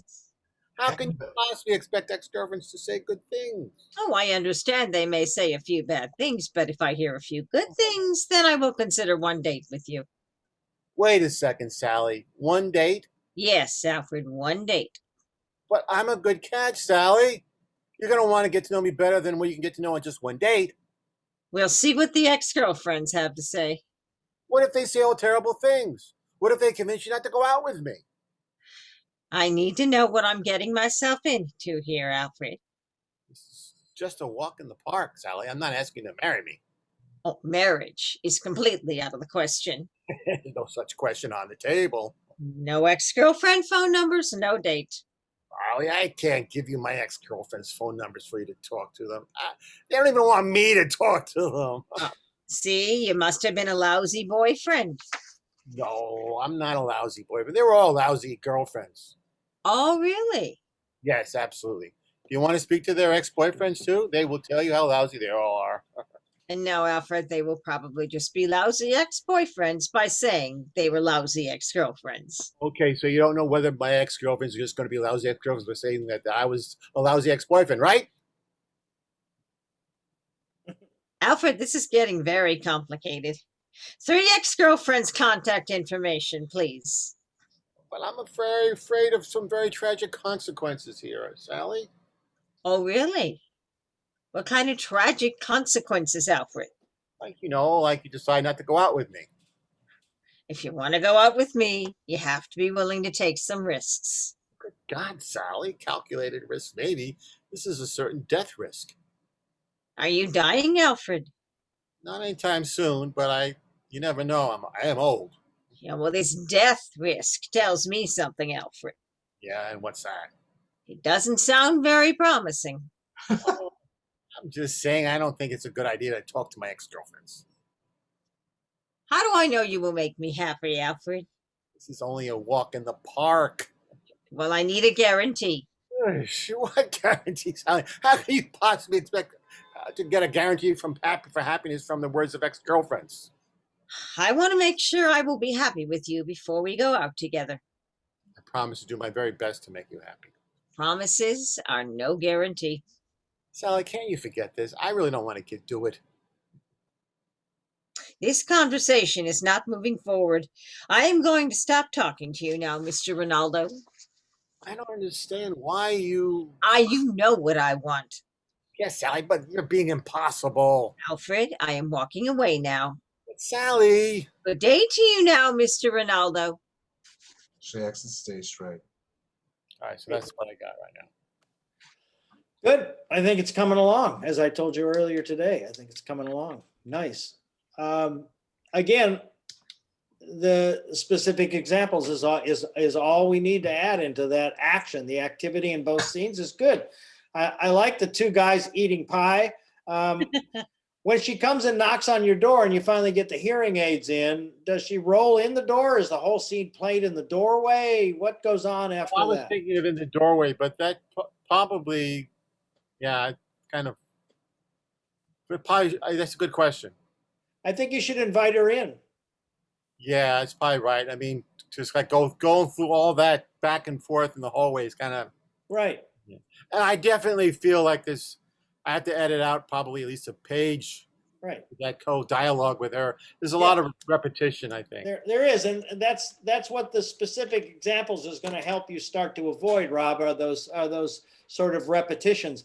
And you know, it might even be interesting if you let her in and invite her, ask her if she wants a piece of apple pie, and you don't find the dentures until Dentures she in the eats apple them, pie. until she What? finds. You don't find the dentures until she finds them in the pie.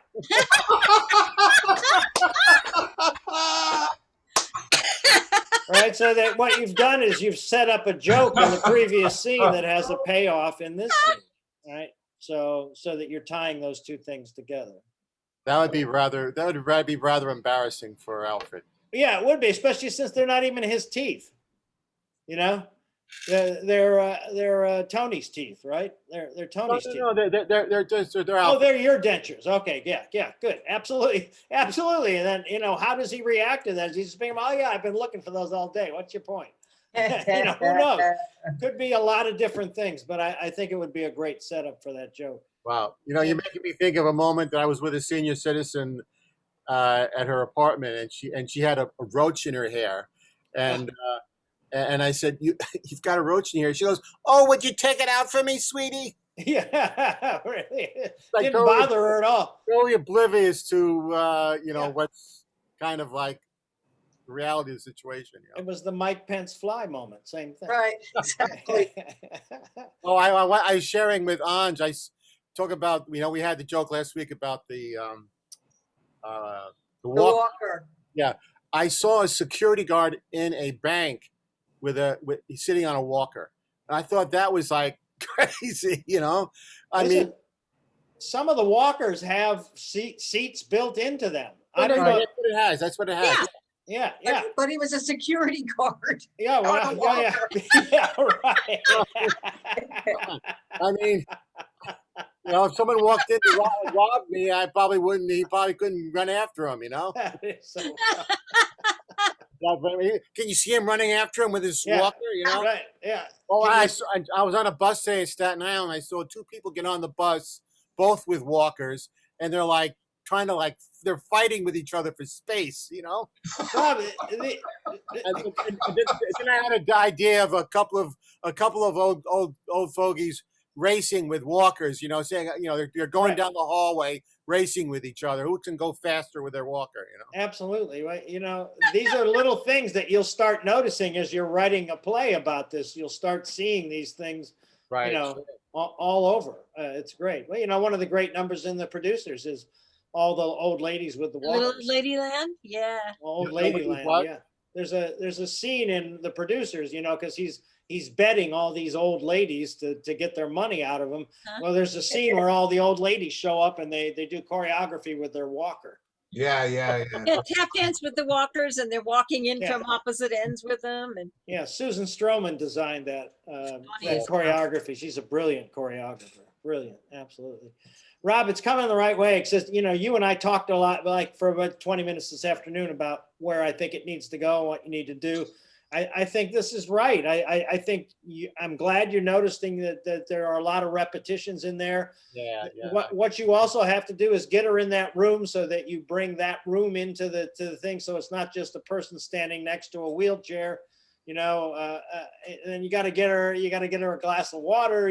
There's all kinds of things that you can do because you're trying to impress her so that you would come let her in, and then you would try to, butter her up by serving her.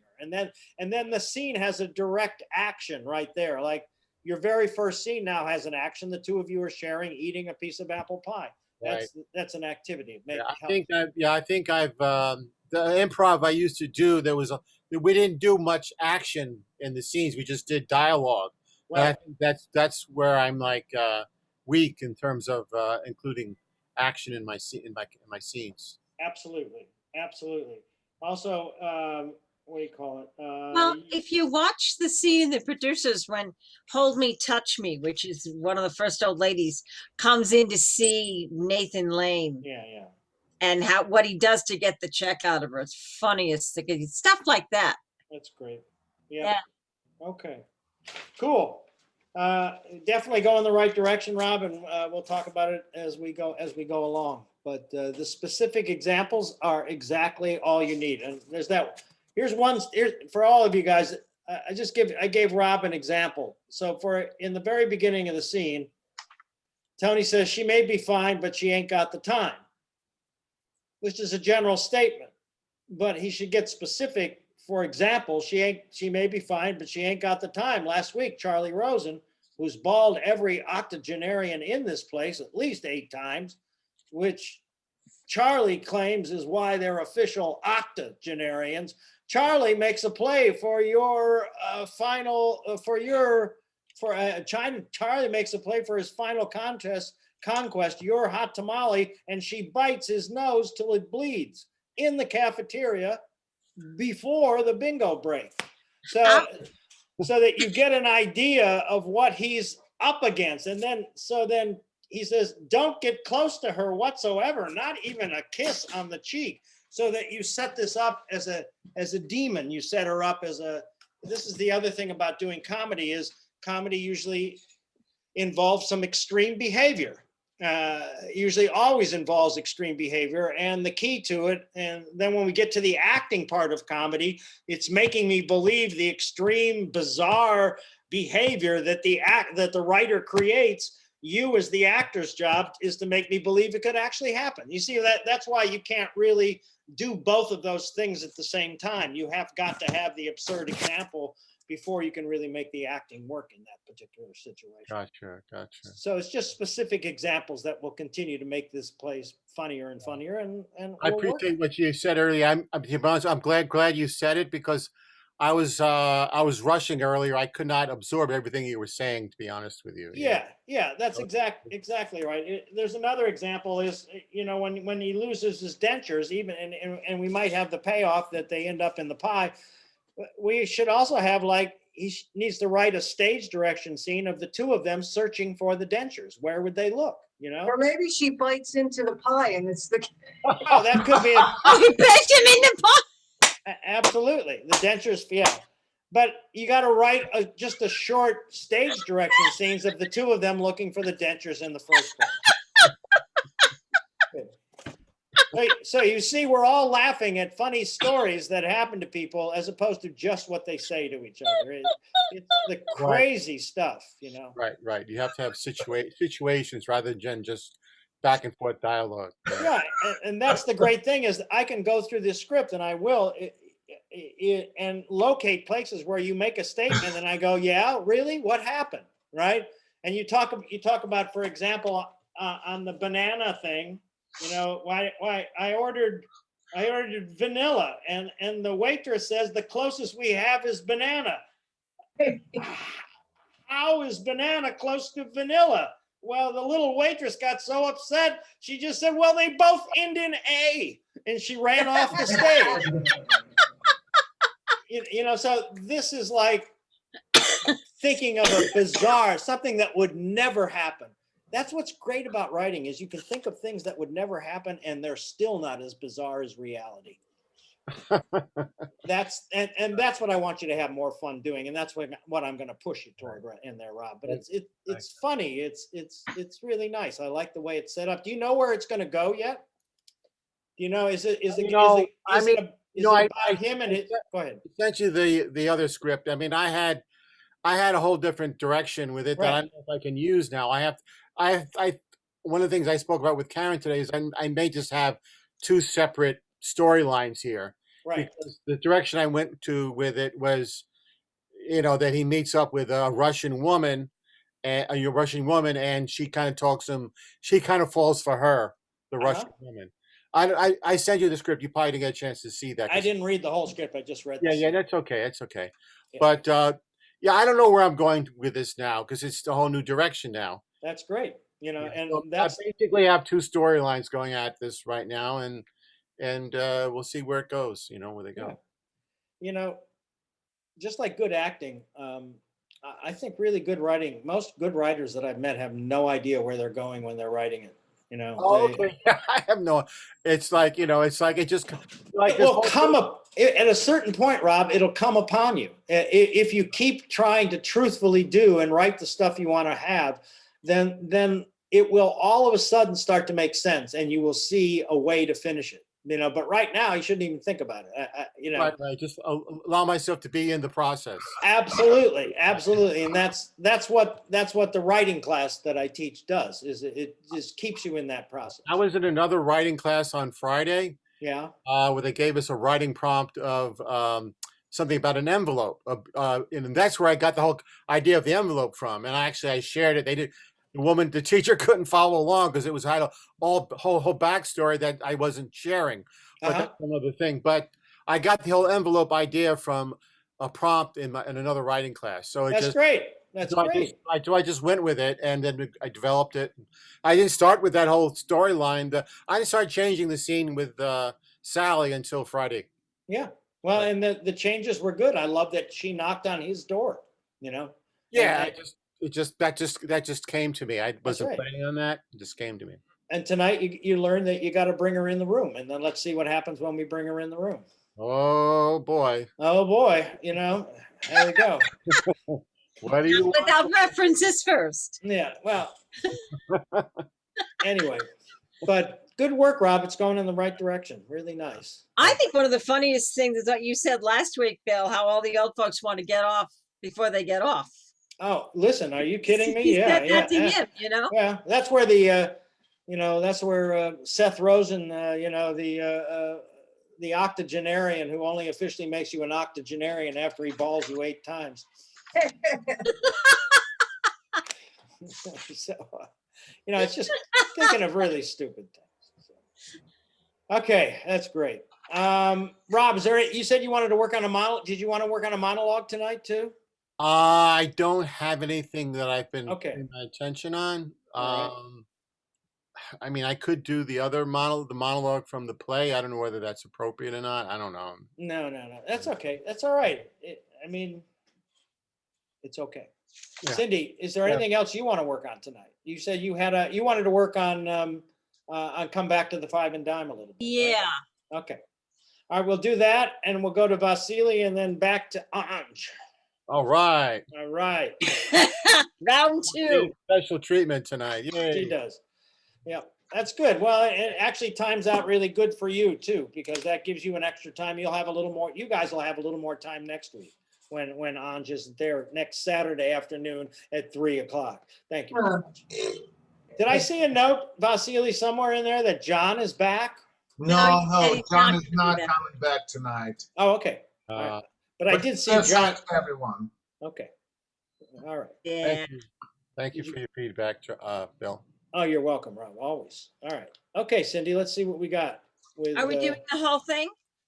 Well, let's see. Let's start. Okay. And like I said, when you start to become unsure of the dialogue, that's probably where I'll stop you, and we'll go back and work at the section that you are sure of. So are you more confident of it in the beginning than the end? It's like with a couple of the lines I had in Shadowbox, I pretty much know what the line is, but there might be like 4 or 5 words in the middle. Okay. All right. Well, let's just see how it goes, and we'll go from there. Okay. I'll play it by ear. Okay.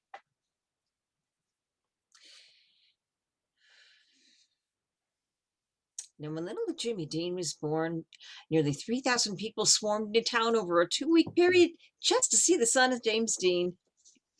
He really put the town of Waverly, Texas on the map for a brief but glorious period of time. And we were the busiest and most prosperous Crestmont store in all of Texas. Now, Juanita's husband, Sidney, he was in charge at the time. He had it all planned. There were newspaper, magazine people went around taking pictures and writing down just about everything I had to say. I mean, I was really quite the celebrity. And people brought up everything they could get their hands on just in case little Jimmy Dean had touched it. Now, he was on display in that window over there, and Sidney, he had to hire 2 policemen to protect him from any would-be kidnappers or molesters. And it wasn't just the 5 and dime either.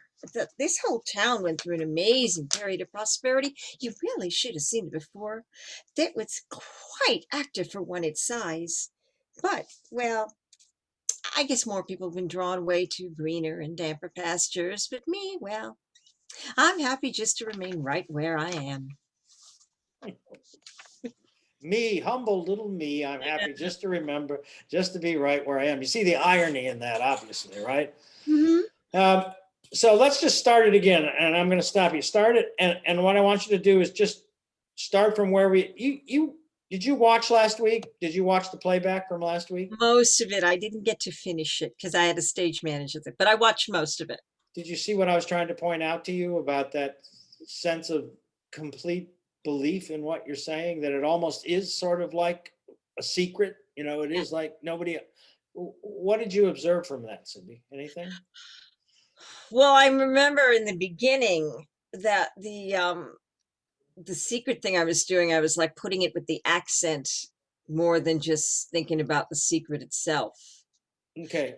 But when I tried just saying it, with the regular accent of it, I don't know if it comes off secretive as more than, because you were saying you wanted me to just state the facts like it was Well, let me just say that the secret is just a trick. It's a trick to get you in a place where you like. I mean, usually when a person tells a secret, it's like something really important and they really believe it. I want you to know this. Okay. Nobody else really knows this, but this is what is happening. So it's a trick to get you to get to a point of sincerity, of complete sincerity, because that's sort of what a secret is. I don't think it has anything to do with the character. It's an acting trick that I was giving you. Okay.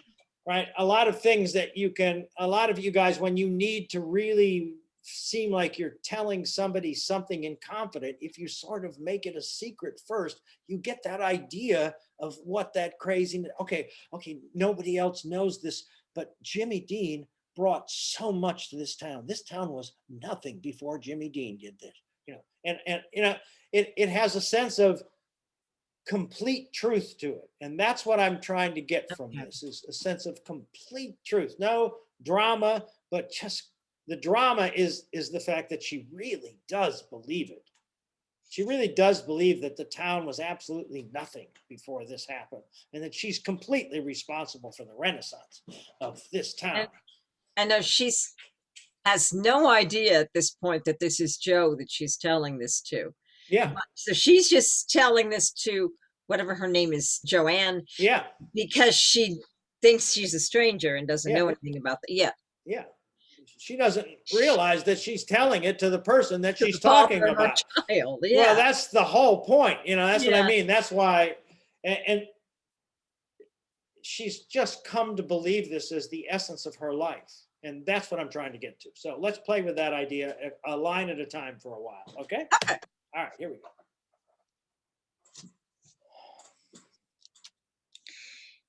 When little Jimmy Dean was born, nearly 3,000 people swarmed into this town over a 2-week period just to see the son of James Dean. Okay, now I want you to go back and go, you're the only person I've ever told this, but when Jimmy Dean was first born. Okay, here we go. Say that, literally say that line. Go. Say that line? Yeah, absolutely. So listen, I've never told this to anybody before. I've never told this to anybody before. But when little Jimmy Dean was born, nearly 3,000 people swarmed into the city over a 2-week period just to see the son of James Dean. I mean, he really put the town away. Good. That's great, Cindy. That's great. Now, what you're doing is you're rushing to get to the next place, as opposed to really digging into that sense of, listen, this is a big secret. Nobody else knows this, but I just want you to know this. And then say that secret and then add on to the secret, but don't jump right to the next part. All right. So what is you've never told, tell me? Okay. One question before I do that. Where does the urgency fit in without it making me want to rush into the next thing? It's the urgency of wanting her to know that. Yeah. It's your need for her to know your importance of this town, that you are important.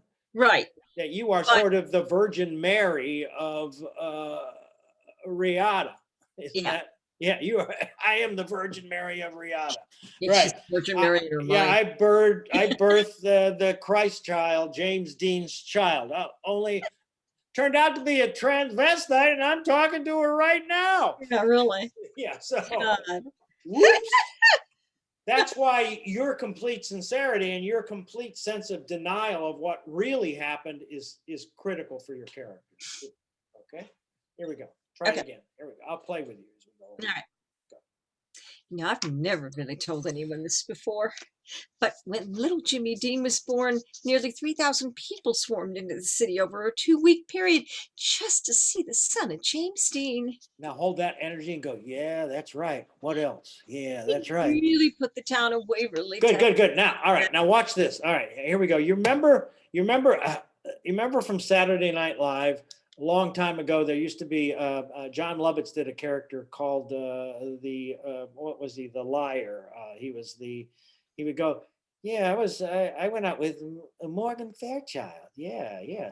Yeah, that's it. And we went to a disco, and I put my hand up her dress. Yeah, that's it. And yeah, right.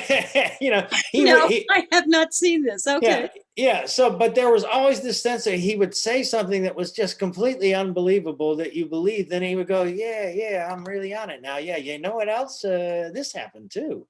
You know, it has that sense that you just keep adding on to the incredible thing because, yeah, that's it. I'm such a good liar. Yeah. But this is a story she knows like the back of her hand, though. Well, yeah, she's taught it to herself, absolutely. But you, as the actress who's learning it for the first time, have got to find that space. And what I'm trying to get you to do is to find that space first, Cindy. And you're coming on it, and now you got your very first. You know, I've never told anyone this before, but yeah, and you kind of go, yeah, I kind of like that. Yeah, that's it. What else? Yeah, and then I want you to go on lying. Okay, I don't want you to just stop there. I want you to pause and then think, yeah, wait till you hear this. Wait till you hear this. This is what happened. Okay, let's try it again. Here we go. All right.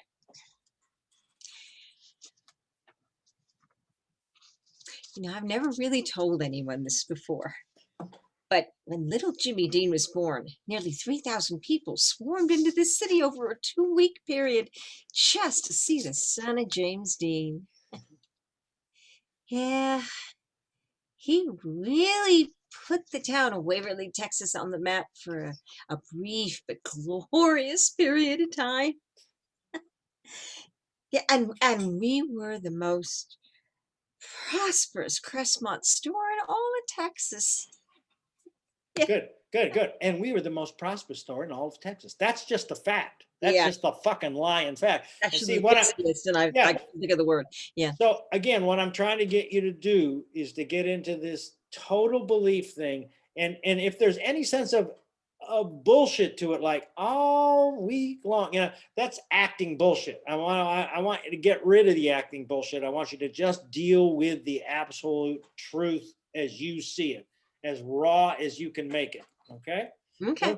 Don't try to make it seem any better than it is, because it's just so goddamn unbelievable as it is. Okay. All right, try it again from the I'm gonna top. look this thing up on YouTube. Yeah, here we Okay. go. All right. Again.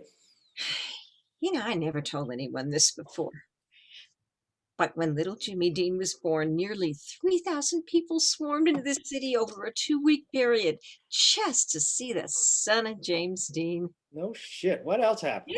Yeah. He really put the town of Waverly, Texas on the map for a brief but glorious period of time. Good. You see, that's the acting part that I want you to get. That I want you to get over. That you went brief but glorious. No, he really put it on there for a brief and glorious time. You know, you're telling that story. You're not trying to act the story. If you try to act the story, it takes the denial that the character's in away from it. You were right on it. You just have to continue to follow through on that, even though it doesn't make any sense to you, right? Continue to follow through on the raw truth of that lie. Start it What do you mean again. it doesn't make any sense? Well, when you start to act, it doesn't make any sense. When you Oh. try to make something more flowery, it takes away, it reveals the acting process as opposed to continuing the lie. Okay. And that's all I want you to focus on, that you just Alright. love to continue, add more detail to the lie. Maybe here's a new piece that I never told anybody before, and it's a lie. And here we go. Start it once again. Okay. I never really told anyone this before, but when little Jimmy Dean was born, nearly 3,000 people swarmed into the city over a 2-week period just to see the son of James Dean. Yeah, he really put the town of Waverly, Texas on the map for a brief but glorious period of time. We were the busiest, most prosperous Craftsmont store in all of Texas. Now, Sidney, Juanita's husband, he was the manager at the time. He had it all planned. We had newspaper and television men in here taking pictures, writing down everything I had to say. I was quite the celebrity. And everyone brought up everything just to get their hands on, just in case little Jimmy Dean had touched it. And he was on display in the window over there. And Sidney, oh, here, this one, he had to hire 2 policemen to protect him from any would-be kidnappers or molesters. And it wasn't just the store either. This whole town, he went through a whole period of prosperous. I mean, you should have seen it before. It was very active for one its size. But now I guess people have been drawn away to damp and greener pastures. Oh, but me, well, I'm just proud to reign right where I am. God damn, Cindy, that was good. Come on back, everybody. Okay. Come on back. You see that space? Isn't that a space, Cindy, that you were in? I mean, Yeah. right? And that you're not trying to do anything but stay in that space. And then did you all see the difference in that? I mean, it was like night and day. It felt very different. It feels like you're not doing anything, which I know is what it's supposed to be. It's just so hard to get used to that. Yeah, I know. That is the one comment that I've gotten over started teaching this in 1990. So it's 30 years now. I've been teaching this class for 30 years.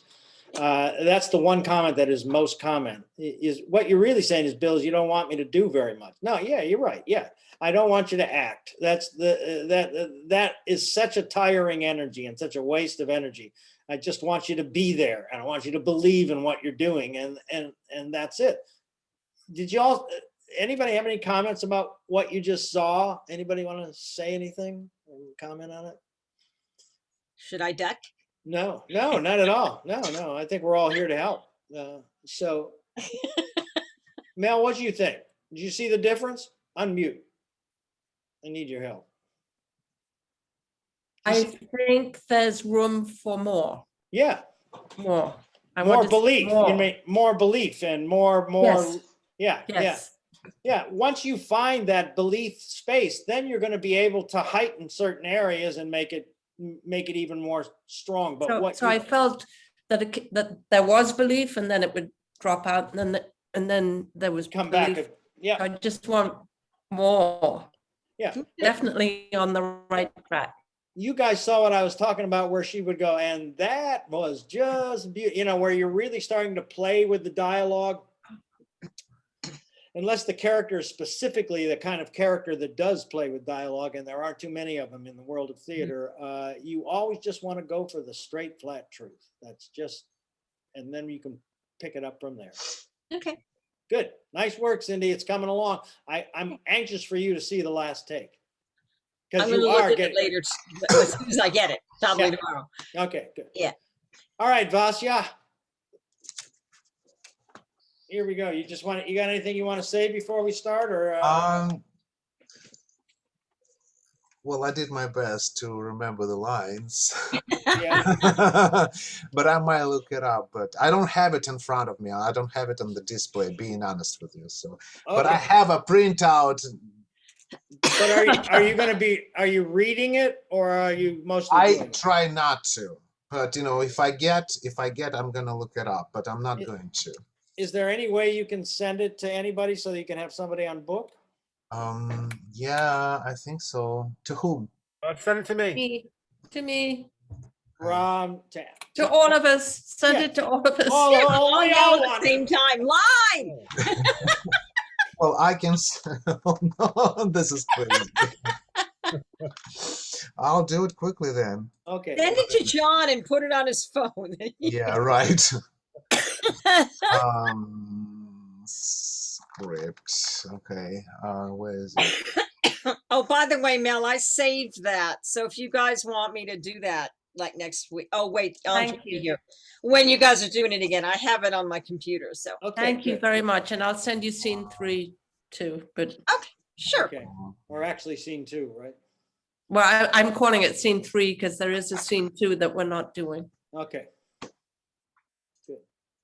I just did. Just send it to, who'd you send it to? To everyone. Oh, nice.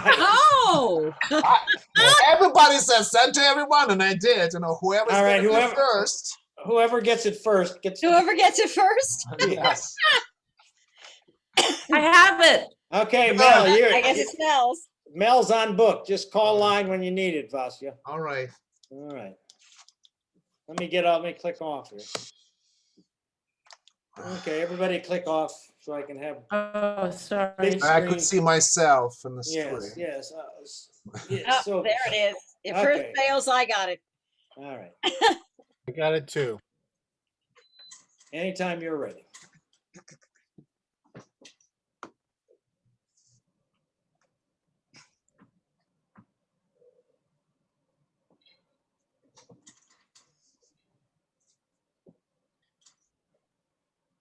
Would you like me to tell you a secret? Getting whatever you want out of men. Making the directors jump, the presidents kneel and offer you diamonds. Without this secret, a girl has a bad time of it on this earth. With it, she becomes empress of the world.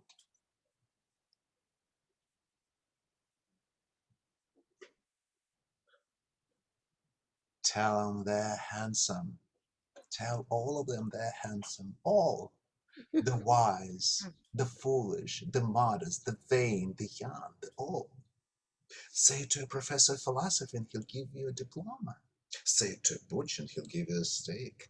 Say it to the president here and he'll give you a job. Say it right off.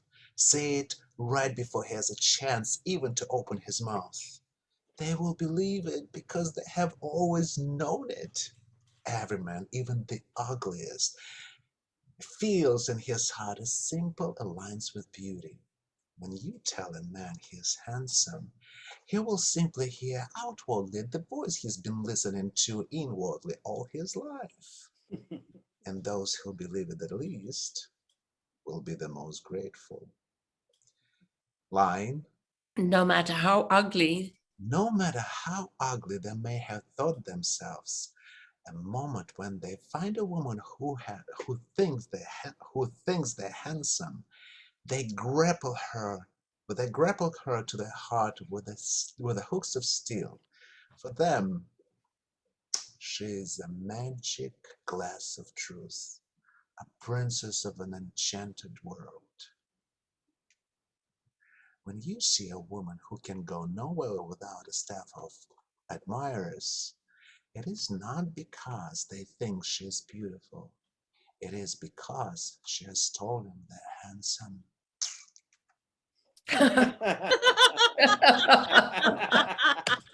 Is that a great monologue or what?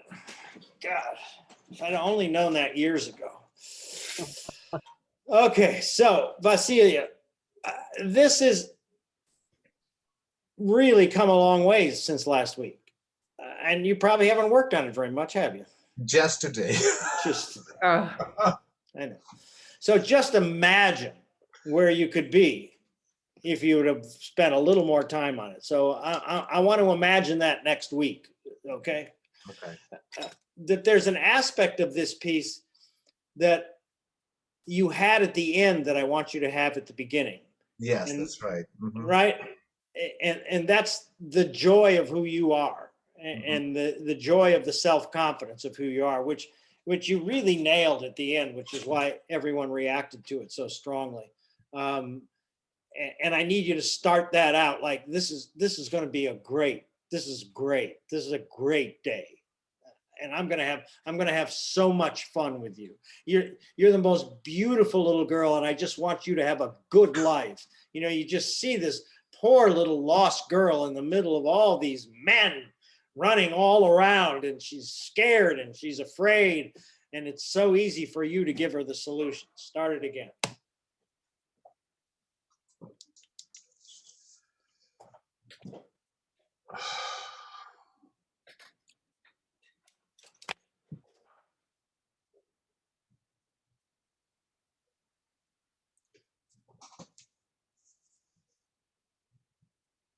Would you like me to teach you a secret? Hey, you know, I got a really good beginning for you now. Okay. Because it's just coming from out of nowhere. If you'd go, psst, and then look around this way, you know, and get, I'd like to tell you a secret, you know, like, come on over here, you know, like, so encourage, get her attention with a little psst, and then encourage her to come close to you. So we get the idea that this is close advice that nobody else is hearing. It'll help you launch the piece, I think, in a better way, because you'll be in a space when you get to the psst, and then you have to waver over. So there's a sense of privacy and enjoyment and fun out of those two activities, and it might launch it in a really great way. Let's give it a try. And again, I just want to repeat to all of you, in any scene or any monologue you're looking for, you're always looking for the launch pad first. You want to know what launches the conversation. If you can put it on the right launch pad, the rocket's going to go up every time the right way. Such a male metaphor. I'm sorry about that. But we have gone through 69 tonight, so I figured we were ready for it. All right, so let's try this. Yeah, would you like me to teach you a secret about 69? Oh. I'd rather do that off all of Zoom, ears. but thank you very much. That's great. All right, good. Start it whenever you're ready. Use what you got going right now, and here we go. Get her attention first.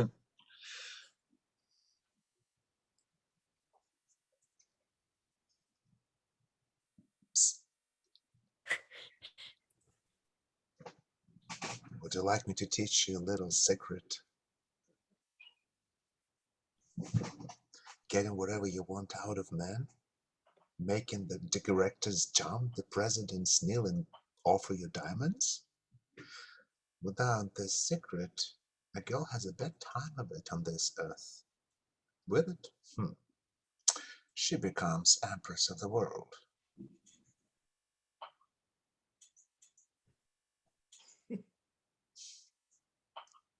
Tell them they're handsome.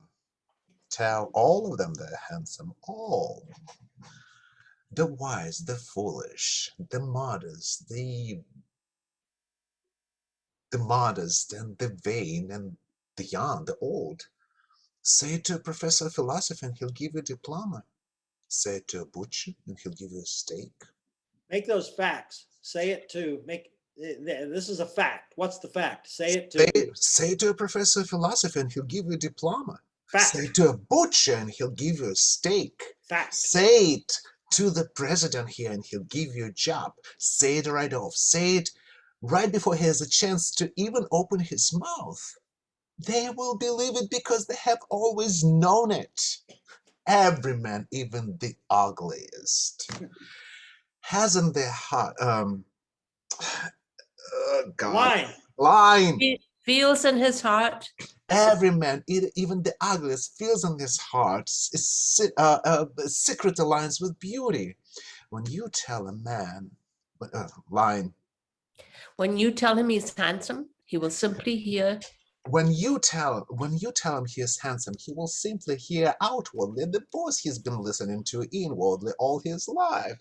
And those who believe it the least will be the most grateful. Line. No matter how ugly No they may be. matter how ugly they may have thought themselves. When they line. The moment. Good. I want to go back. Good. This is great. I so want you to look at this on the playback. When you called for the line the right way and you held on to it and you went on to the next moment was just fucking great. And every time that you called for a line or your head went to the wrong place and you didn't have the line and you took that moment to suffer, it sucked.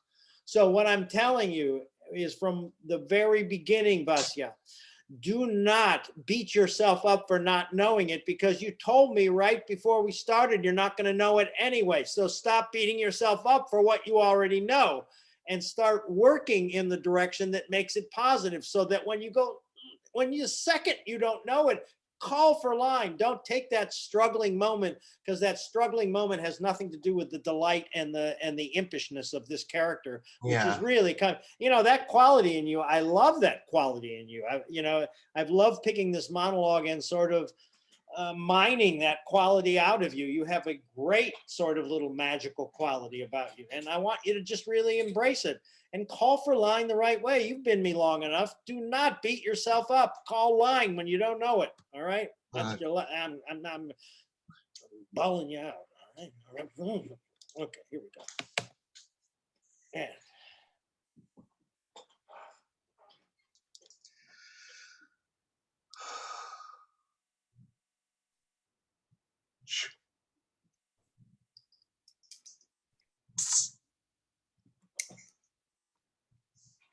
Hey, would you like me to teach you a secret? Getting whatever you want out of man? Making the directors jump, the presidents kneel and offer you diamonds? Without this secret, a girl has a bad time of it on this earth. And with it, she becomes Empress of the world.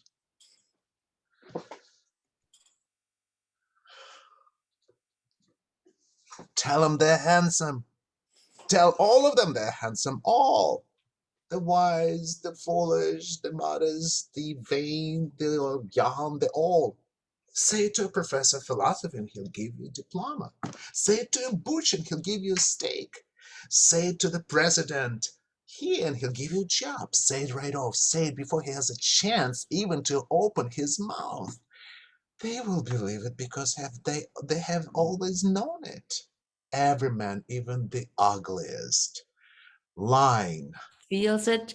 It feels feels in his heart. he feels in his heart a secret alliance with beauty.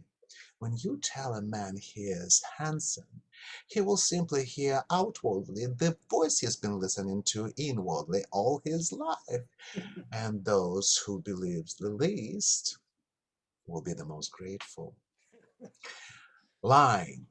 No matter how ugly they may, No matter how ugly they may have thought themselves, when they find a woman who thinks they're handsome, they grapple her to their heart with hooks of steel. For them, she is the magic glass of truth, a princess of an enchanted world. When you see a woman who, lying, can go nowhere. when you see a woman who can go nowhere with the staff of admirers, it is not because they think she is beautiful. It is because she has told them they're handsome.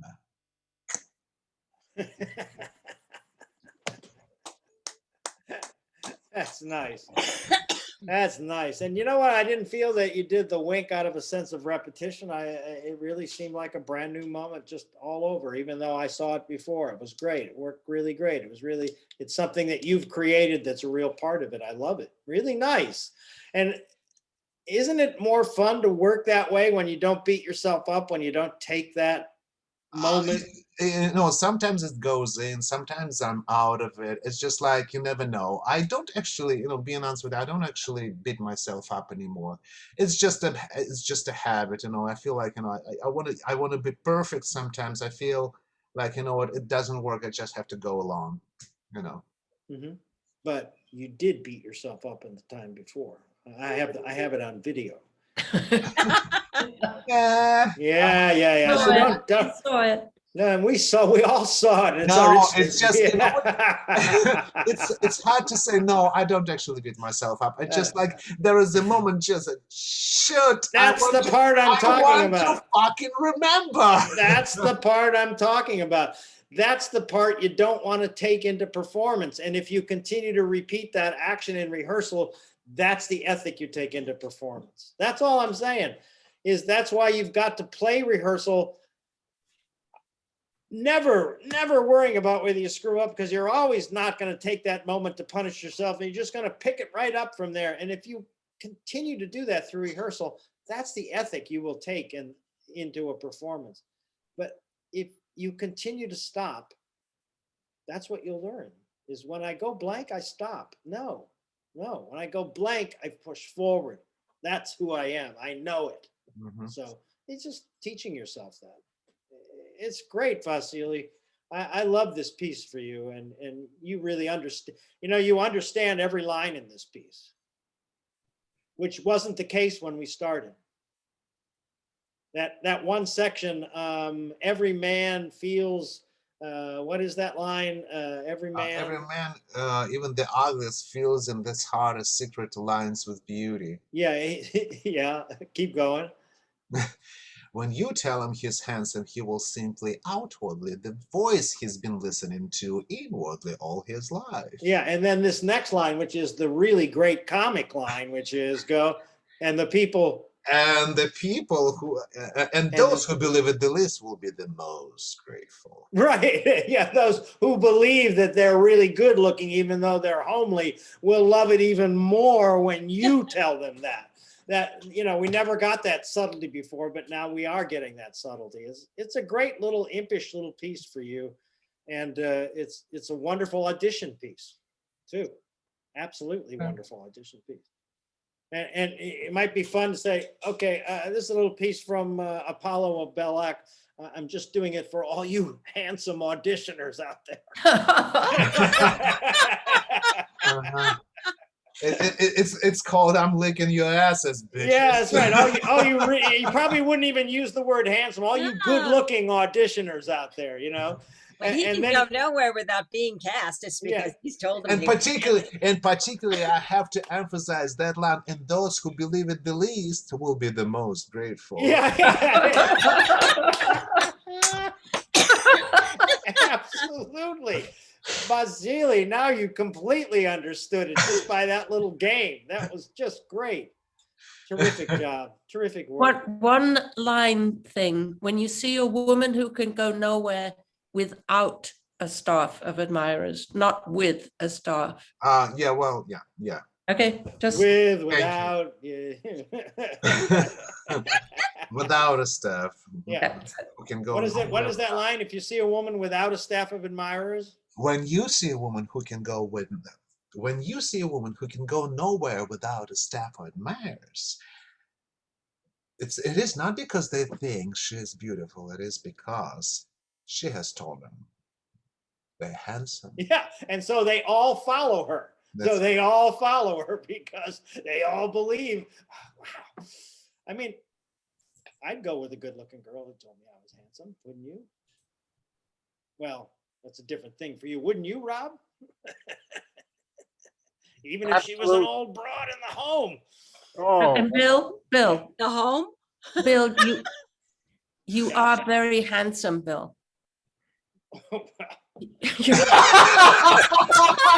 Now I got that on the recording.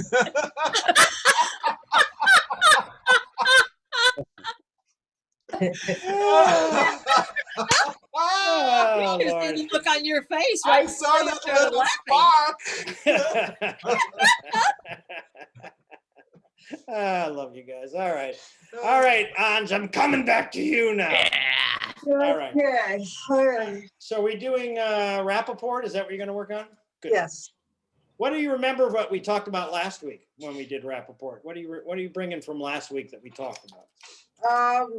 What I worked on this week on it was that just the truth of the moment, taking my time and trying to, I'm my father's daughter. Okay, that's perfect. Perfect way to look at it. You're not fighting against him. You're taking what you've learned from him to heighten your fight against him. Right. Okay. Let's All see right. if Let's see where we are.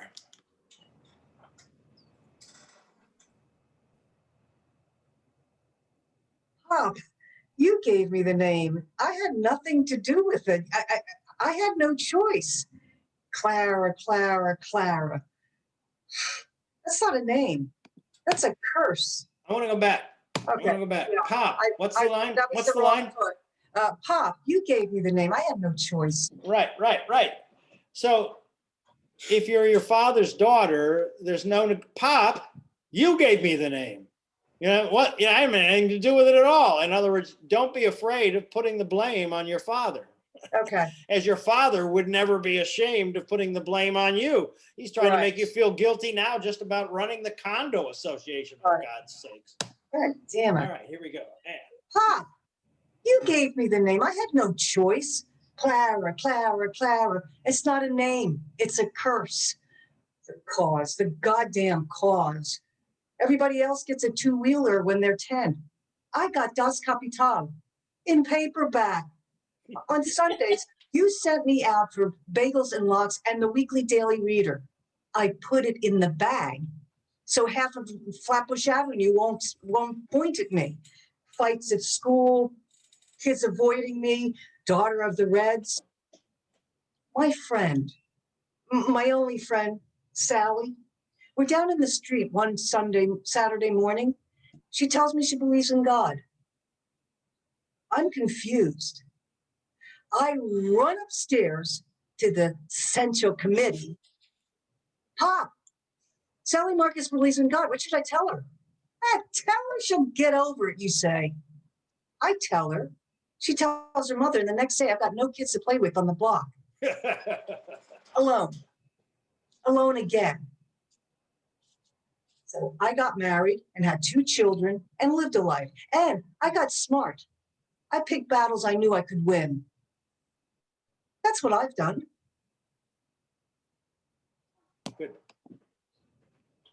What's the very first line in the monologue that we have as it is now? Pop, you gave me that name. Okay, great. Okay.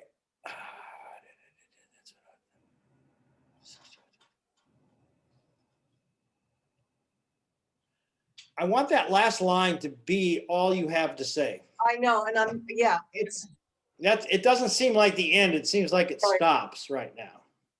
Right? I gave you that name. Wait a minute, let me, Pop, Yeah. I gave you that name. That's what I've done. Yeah, exactly. That's what I've done. All right, you want to know what? That's what I've done. Exactly. Much better when you think of yourself as your father's daughter and don't cut him any slack. It's just Right. like straight back. It's like, hey, don't give me that bullshit. You gave me the name. Clara. You know, right? Yeah. Well, I didn't say it myself. You're the one who said it. That's how I learned the name. So it's putting it back on him, putting his bullshit right back on him in the same way that he would put his bullshit on you. That's what makes you his daughter. Make sense? Let's try Yeah. one more time. Yeah. Here we go. Good. And love catching him at his own bullshit. All right. Right? Yeah. Here we go. Pop, you gave me the name. I had no choice. Clara. That's not a name. It's a curse. The cause, the goddamn cause. Everybody else gets a two-wheeler when they're 10. Good. I want to go back. What's the transition that gets you to the cause? And because it sounds like fucking Clara. Thank you so much. Good. So, but there's a transition that gets you to the cause, and it just seems right now. And I love Zoom and I love the close-up. It just seems like the next line now. You've got to make that connection. All right, here we go. Great start, but make that connection. Man. Pop, you gave me the name. I had no choice. Clara. That's not a name. That's a curse. The cause. The goddamn cause. Everybody else gets a two-wheeler when they're 10. I got Das Kapital in paperback. Oh, Bob, I'm sorry. In the middle of this, I'm sorry. I saw you. So I'm sorry. I got it. That's okay. Everything all right? Yeah, everything's fine. I just got distracted. I mean, I'm going to take that from you. I'm sorry, Bob. good. Were you supposed to do something? Do you need to do something? No, Bob walked in. He wanted to hear me. He heard me. But I get distracted. Yeah. He heard you all right. We all heard you. That's good. just keep playing, all right? Just keep playing with it. Don't give me that bullshit. Give it right back to him. Go. Pop, you gave me the name. No, I no, had no- you, but put it on him. Pop, Yeah. you gave me the name. Thank I you. had no choice. Clara, Clara, Clara. That's not a name. That's a curse. The cause. The goddamn cause. Everybody else gets a two-wheeler when they're 10. I got Das Kapital in paperback. On Sundays, you sent me out for bagels and lox and the Weekly Daily Reader. I put it in the bag. So half of Flatbush Avenue won't point at me. Kids, Where did you put it? Where did you put it? in the bag. Right, why? Because so half of Flatbush Avenue won't point at me. Yeah. What And the- else? What happened with your friend? What happened with your friend? What happened with her? Give me a Sally, Yeah. my only friend, yeah. we're down in the street one Sunday morning, and she tells me she believes in God. I'm confused. I run upstairs to the Central Committee. Pop, Sally Marcus believes in God. What should I tell her? Tell her she'll get over it, you say. I tell her. She tells her mother, and the next day I've got no one to play with on the block. Alone again. So I got married, had 2 children, and lived a life. And I got smart. I picked battles I knew I could win. That's what I've done. Great, fucking great. That's great. You finally beat this monologue. But you know what it was all along was that it was all about you having the confidence in yourself to have the balls and not feel like you're overacting, and you're not. You know, I mean, you're using it as the central issue of the character, her strength, or you know, she sort of has a gut strength, and that's sort of where I think of Slavic people is in gut strength, you know, and you really understand what that is right now, much better than you did. How long ago was it that we did this? 6 months? Maybe, yeah, more, yes. 6 Yeah. months, It's- maybe it's, more. it's a really good piece for you. Really good piece. Thank you. And it's finally usable. You can use it anytime now. It's really good. But it has to do with, that's all I have to say. And you've got, put it on him. That's how you know you can always start on the right thing, is if you're putting that first line on, you're the one who did it, not me. You did it, right? Then you're knocking that domino over in the right direction. What you're doing is blaming who you are on him. Well, that's exactly the right way to do that, right? That's that first domino. It's your fault. Right. It's great. And why were you confused when she said she believed in God? Well, because I've been told all my life he's agnostic. Thank you. Thank you. Yes, I'm confused. So I went up and you went, fuck it. Tell her there. Yeah, and so I did. Yeah. And I spent the rest of my life alone. Thank you very much. Yeah, That's the one thing that confused me. What? Her father is the central committee, right? Her father and his friends are the central committee. Right. But so he must have been there when she ran up and did that. So why is she telling him that again? Because he forgot. I mean, my God, he doesn't, Okay. he doesn't remember this one moment out of the child's life that was a life-changing moment. That's why she's bringing it up. It's like all of a sudden she remembered, oh no, wait, this is the perfect thing. I told my friend Sally, you know, my best friend, who I used to have a best, all your fault. I had no friends. I had to pretend every time I walked home for the thing. You did that, Pop. You did that. And she's finally getting the balls to put it on him. And that doesn't have anything to do with overacting. It's whose fault is it? Mm-hmm. Yeah, blaming somebody else is a great activity. I love that, especially when it's the truth. You know, and in this character's case, it is the truth. Come on back, everybody. Woo. Okay, good. There we go. Now I got all of it. Good. Any comments on that work from anybody else? That was beautiful. The Wasn't- last one Mhm. was just stunning. Oh, thank you. Really, and we've all watched. Anger. Yeah. Well, a lifetime.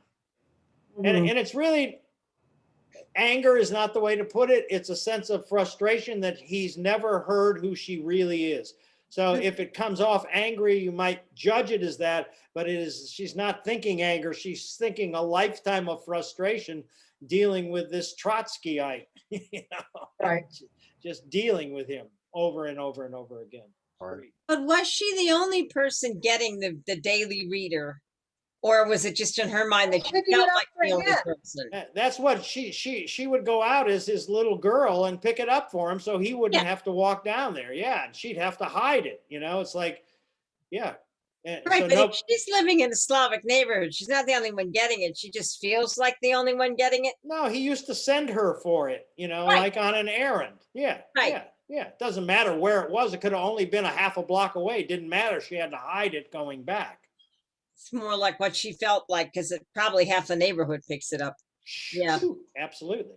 Okay. Absolutely. Yep. Any questions or comments based on tonight's work? Anybody? Any other issues that we need to bring up? We Well, missed. my only thought is I'm thinking about bringing in the piece I was working with you on with the producers before.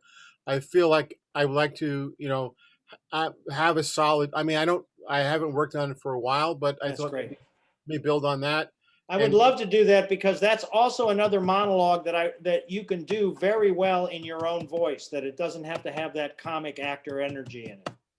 So that's good. Okay, I Yeah. don't know quite what that means, but Well, yeah, you do. You don't have to work at it, Rob. In other words, you don't have to push the story because it is his last name is Bloom, right?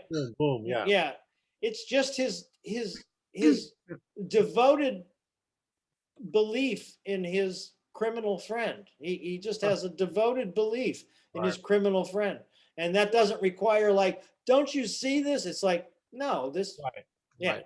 So, And this is the Leo one. He's just showing his love for him, yeah. even though he's imperfect in so many ways. Yeah, and that's still my big issue that I'm working on with you is I want you to find instinctively, I want you to find your true voice every time and not your actor voice. I want you to find the true voice in each character that you play. Okay, great. Okay. Do you want to just work on that monologue this week, or another one also, maybe, or just work on? Well, I'll just work on one, I guess. I think that's good. I think that's All right, we'll good. work on one. Yeah, okay. And I'll work on that. That's good. Okay. Anything else? Anybody else have anything good tonight? We all missed John. Yes.